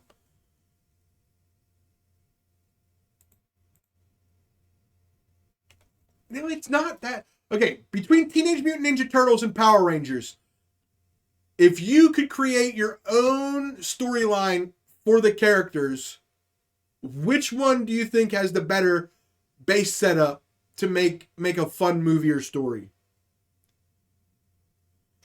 Teletubbies will fight all the other quartets. Teletubbies. Teletubbies. Hey, let's go. Tubby toast. Tubby toast. Teenage Mutant Ninja Turtles. Yeah, I don't know, man. I think the Power Rangers have been screwed by the fact that it's an idea that they tried too many times before special effects and stuff or budgets caught up to it. Because at this point, Power Rangers have failed so many times that they won't give it a big budget. But Power Rangers is almost one of those things where you need a huge budget to pull it off. You need to make the fight scenes look good. Because, like, in Teenage Mutant Ninja Turtles, they're turtles, right? So when they just do weird spin kicks and they just punch and then they have their stick and they go cha-cha-cha, you know? It's not, you don't need overly choreographed fight scenes, right? But if you're talking about Power Rangers, people that have sophisticated alien technology where they fucking hit a button and turn into different types of shit and have different types of powers and they use martial arts when they're not full-blown fucking laser gun shooting giant robot people, they have to use martial arts, and all of their martial arts look super, super bad. No, but I'm saying, Neil, similar to the way that Teenage Mutant Ninja Turtles sold the rights to the thing and then they made a rated R version, Michael Bay made a rated R version, imagine if you could take the Power Rangers and make a rated R version if you wanted to.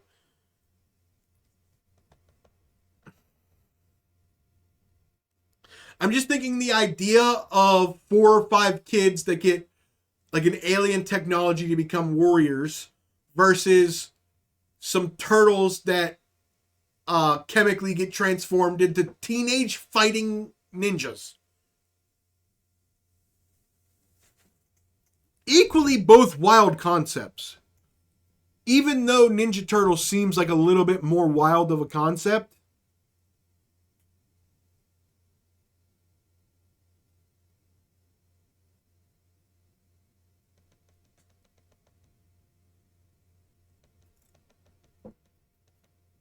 anyway, we're off topic. There's always plenty of giant mech/anime shows. True. I guess Power Rangers is more cool to me because I don't watch anime. For you guys, there's like 7 different versions of Power Rangers, huh?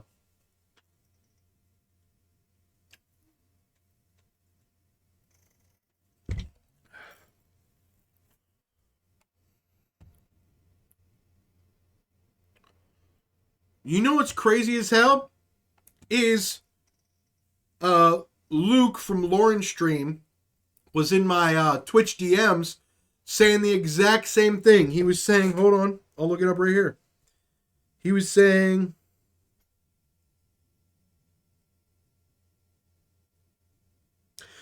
you know what? Start with Gurren Lagann. My boys all love that one. It's a crowd favorite. I believe it's on Netflix.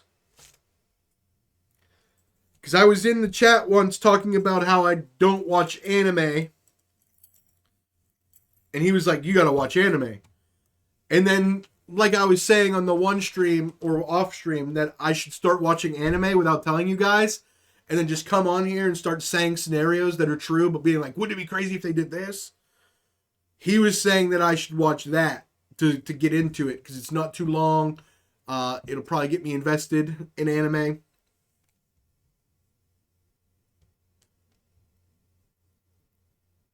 Okay, everybody calm down.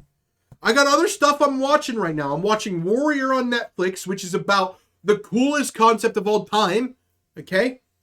And then I'm watching Star Wars movies, guys. You got to give me time. I got maybe an hour every night before I go to sleep to put something on TV. I'm only 1.5 movies in on Star Wars, and I'm only a season in the Warrior. And Warrior's sick fucking nasty. There's fucking tits. There's asses. There's sex scenes. There's Asians doing kung fucking fu at the highest level of choreography. There's a cool storyline. It's a cool time frame. It's set in 1878, so it's right after the Civil War, way before World War One. It's set in San Francisco, a building city. It's set right after slavery ended, and now the Chinese are just second slaves.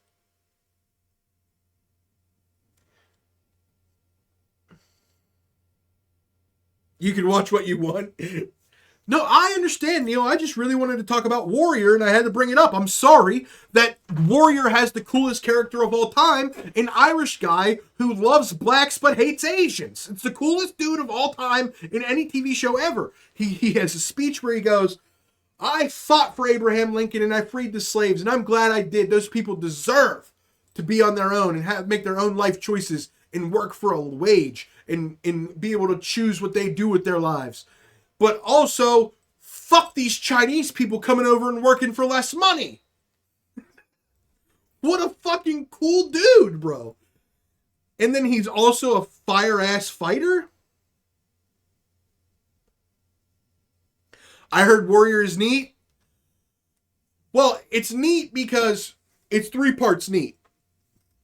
Now, I don't know what you care about in TV shows, but 2 things I really care about in TV shows is unique concept. And that doesn't mean, when I say unique concept, that doesn't mean it has to be 100% unique. I just mean have its own twist or take on something that I haven't become accustomed to. That's all I mean. It's unique concept. And if it's an action show, the choreography has to be great.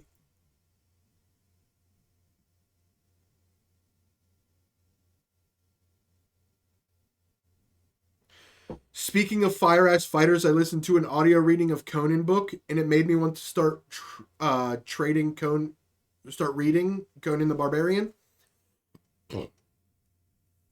Interesting.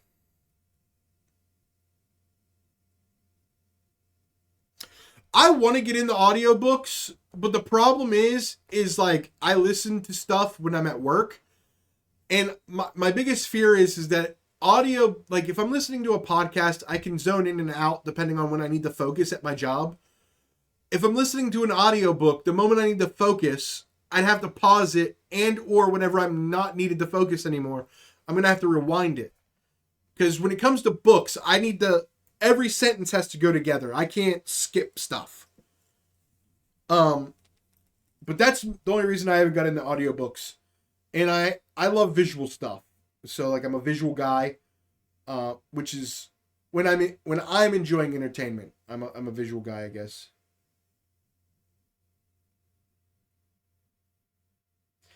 He was straight up just shit talking all these different gods and never realized how badass yet intelligent the dialogue in Conan could be. That's awesome. I don't even know much about Conan the Barbarian at all. I know it's a Disney movie. I know Arnold played it in a movie, and then the remake had Jason Momoa. Or maybe young Jason Momoa was in the original Arnold one. I don't really know. I just know I don't know anything about Conan, actually. But, what was I saying before Conan talk? Oh, Warrior. For a show to, like, continually grab my interest, it has to be a unique style concept. If it's an action show, the fight scenes have to be well choreographed. I don't want no bullshit fight scenes. I don't want no short fight scenes. If you're going to do it right. And then also just, I love like a straight to the point show.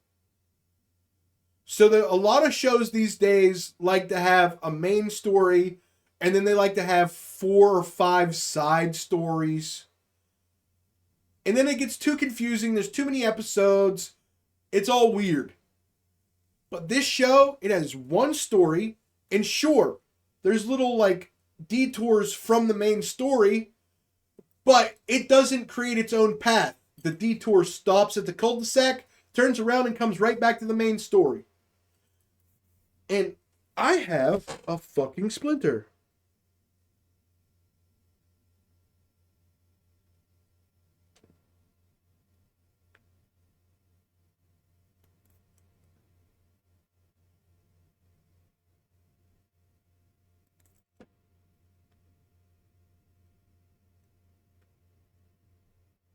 Oh well, I'll get it later.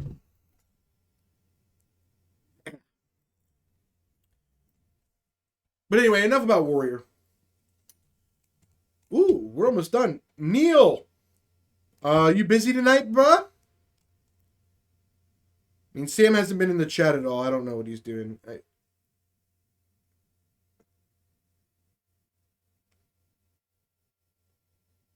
I mentioned that I might stop the podcast and switch over to game and play games since Sam was sick and couldn't be here.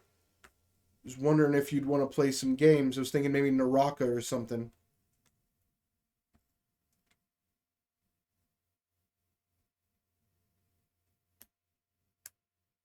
Sam, if you're watching it all, bro, say something in the chat, dude.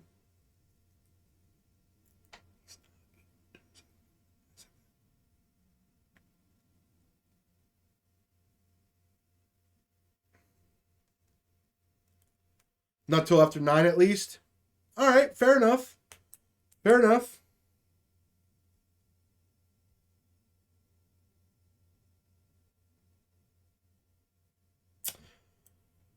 Oh wow, I didn't get to a lot of things on the thing today. I didn't get to the princesses missing. I didn't get to the TikTok ban. I was trying to get to Iceland had 4 volcano eruptions in 3 months. Didn't get to that. I might as well just keep talking, to be honest. Well, no, I gotta save some stuff for tomorrow's episode.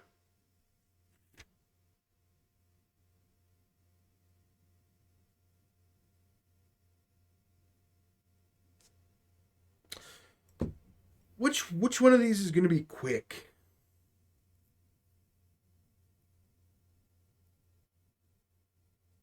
Oh, we could do this one. Okay.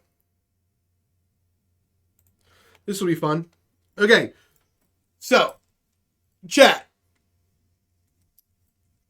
With all the talk of politics and everything this year, somebody's really calling me.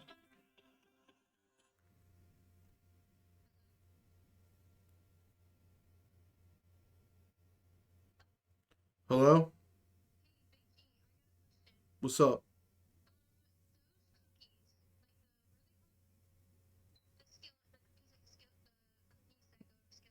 Uh-huh.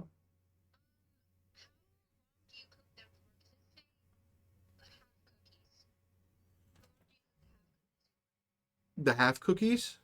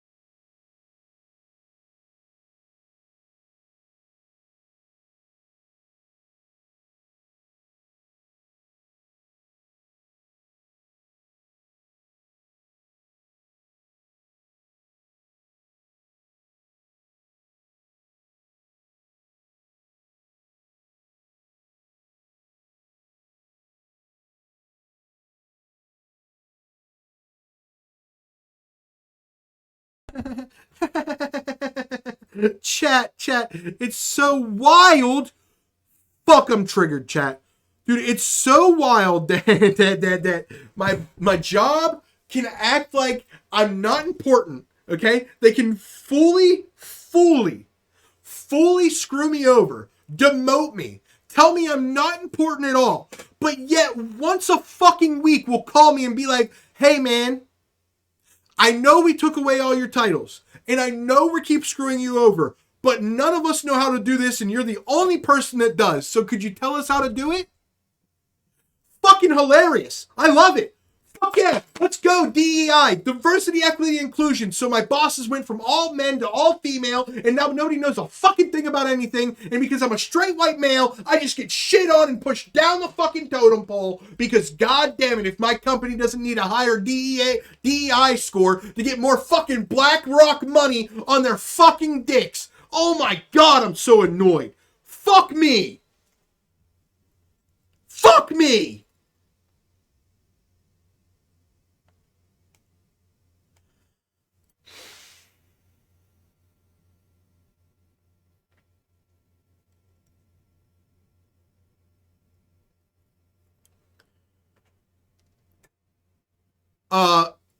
Chat, what I meant is I love my job.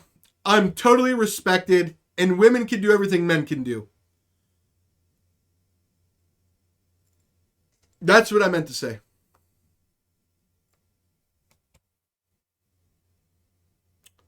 Now, back to the fucking business, I guess. I say, there's been a lot of talk about the economy and stuff like that. And something for me, as a person who lives paycheck to paycheck and is not well off financially, I can tell you that the last few years have been an absolute struggle on my pocketbook. Okay? Now, and it's funny to me because I listen to all these podcasts of people who were 10 years ago doing what I'm doing. Living paycheck to paycheck, following my dream, doing what it takes to try to get into comedy, right? And now I'm listening to these people who are now famous, air quotes, give them whatever celebrity title you want, but regardless, are making millions of dollars a year from their podcasts, their YouTube channels, and their touring. And they still talk about life like if I would. From 10 years ago or so. 10 plus years ago.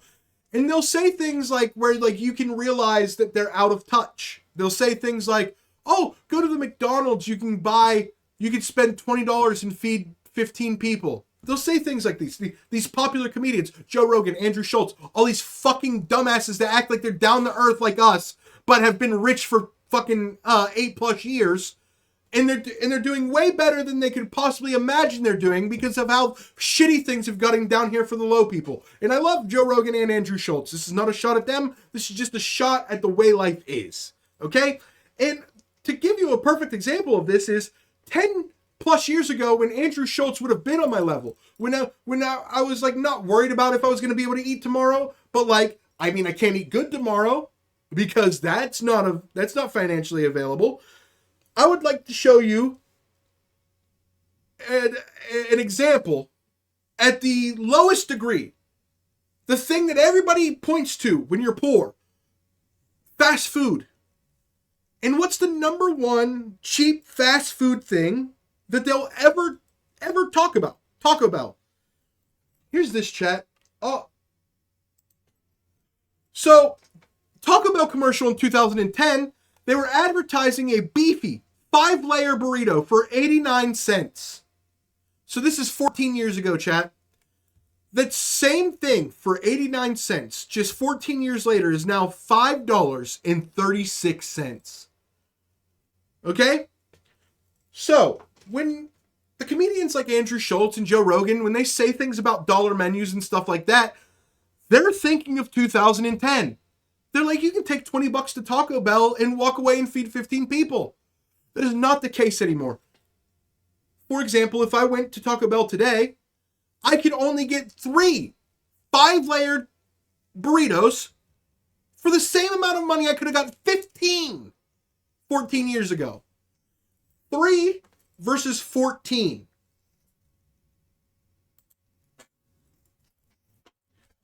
So I'm sorry. When the Biden administration or Trump or any of these fucking goofballs that want to come out here and tell me that they did good. I'm not going to blame this just on Biden. Oh, you think when Biden took office, beefy burritos were 89 cents? Don't be fucking dumb, okay? Don't be fucking dumb.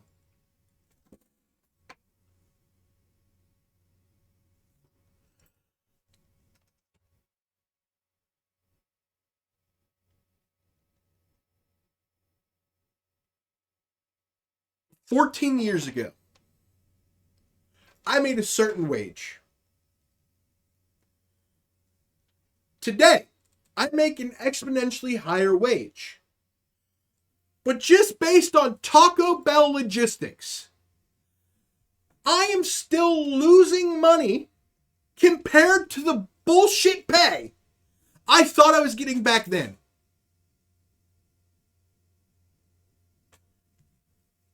So tell me again,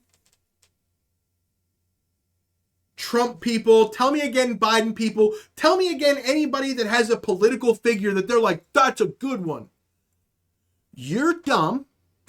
Your people are corrupt. We are under a one-party WWE style system. And what I mean by that is the U.S. government right now is a company. They all play for the same company. They all vote the same way. They all do the same shit. Whenever the push comes to shove, they all vote in unison on the things that matter. On the things that don't matter, they'll squabble. Like in WWE.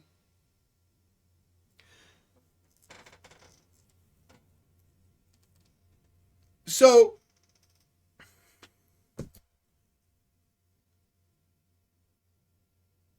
I don't remember entirely where I was going with this, but I'm angry.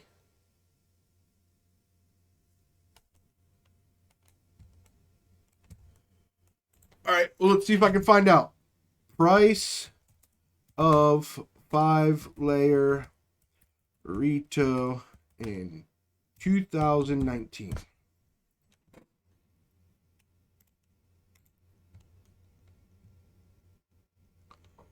Oh.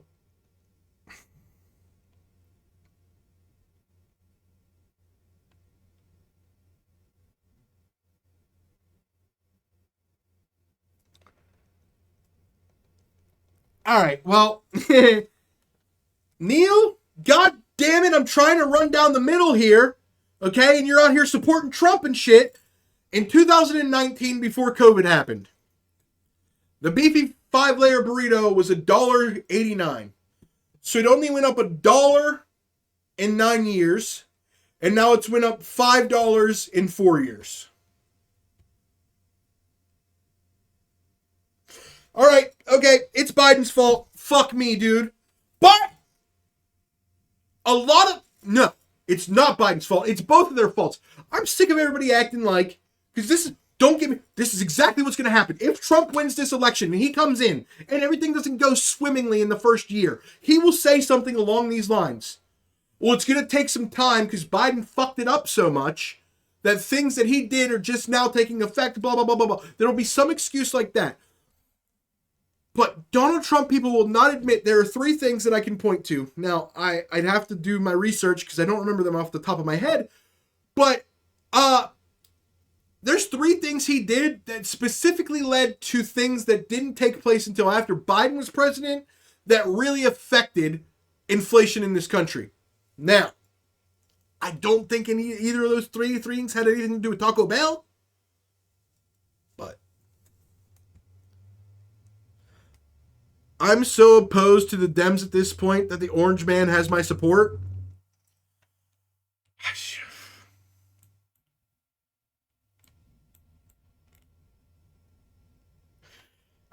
The Orange Man doesn't have my support. The change that he brings to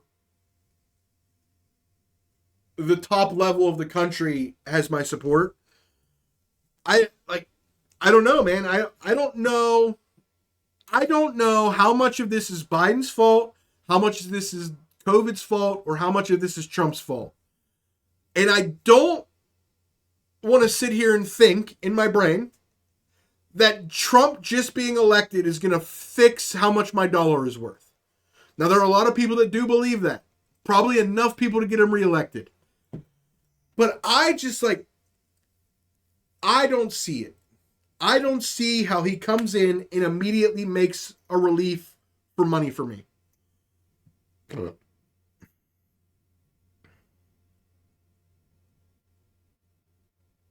He's a business guy.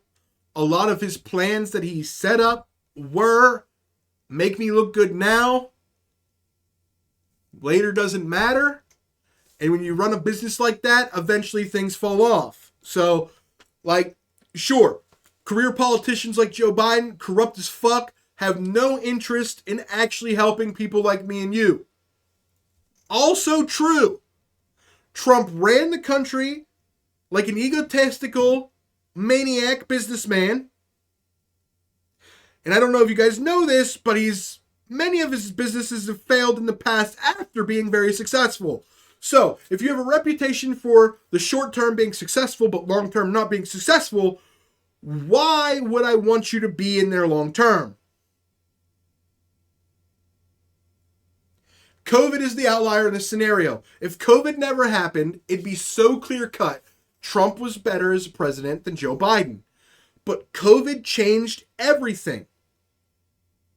We're so far removed from it that we forget how much COVID actually changed. It's absolutely baboon bonkers bullshit how crazy it is that they shut down the world, changed life, people changed jobs, like forced vaccines down your throat, changed local governments, rigged an election through mail-in votes. And then here we are a couple years later and we're talking about Leah Thomas and Riley Gaines and all this trans stuff. Like, what the fuck?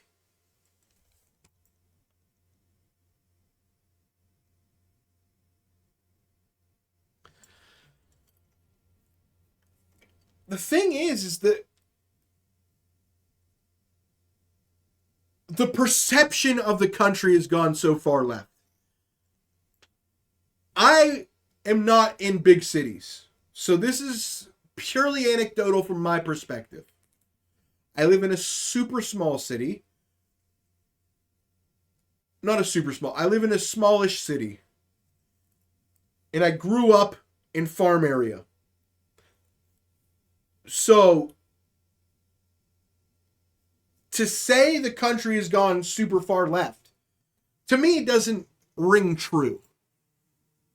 If you're saying the perception because of the media and social media and how we, the people in cities and the people outside of our country view America, well then yes, that's true. We've gone very far left. I don't know. It's hard for me, chat. This has not been very funny. Not been very many people.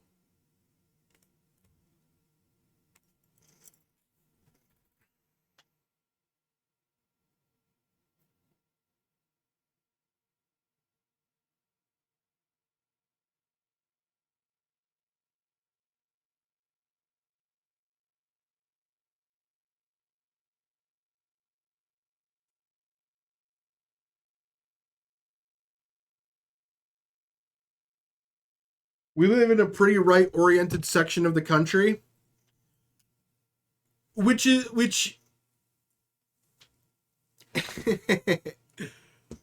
which doesn't make sense, right?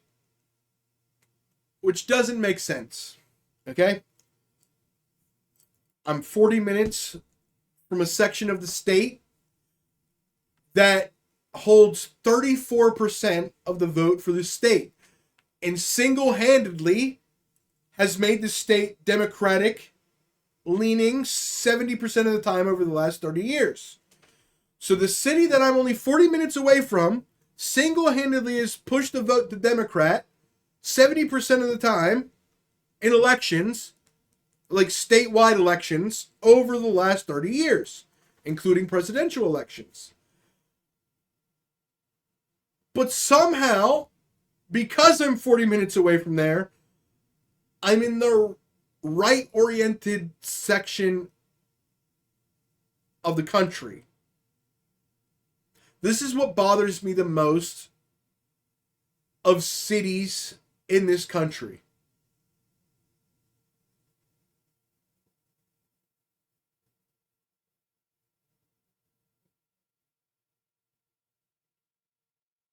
Well, you do. I don't know.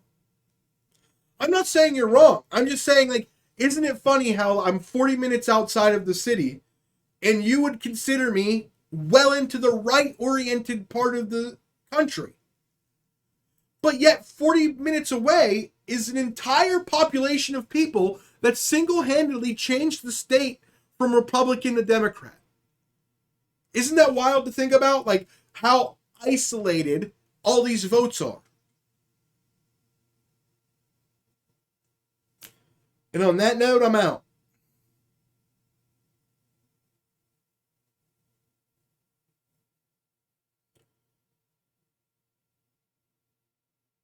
Let's see. Is there anybody on games right now? Because I might just end it. I don't think Sam's interested in playing.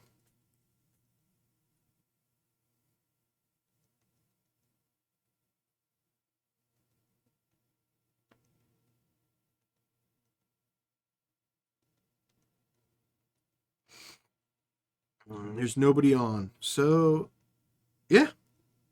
I'm just going to go ahead and call it there. No point in doing a raid. Got no fucking viewers.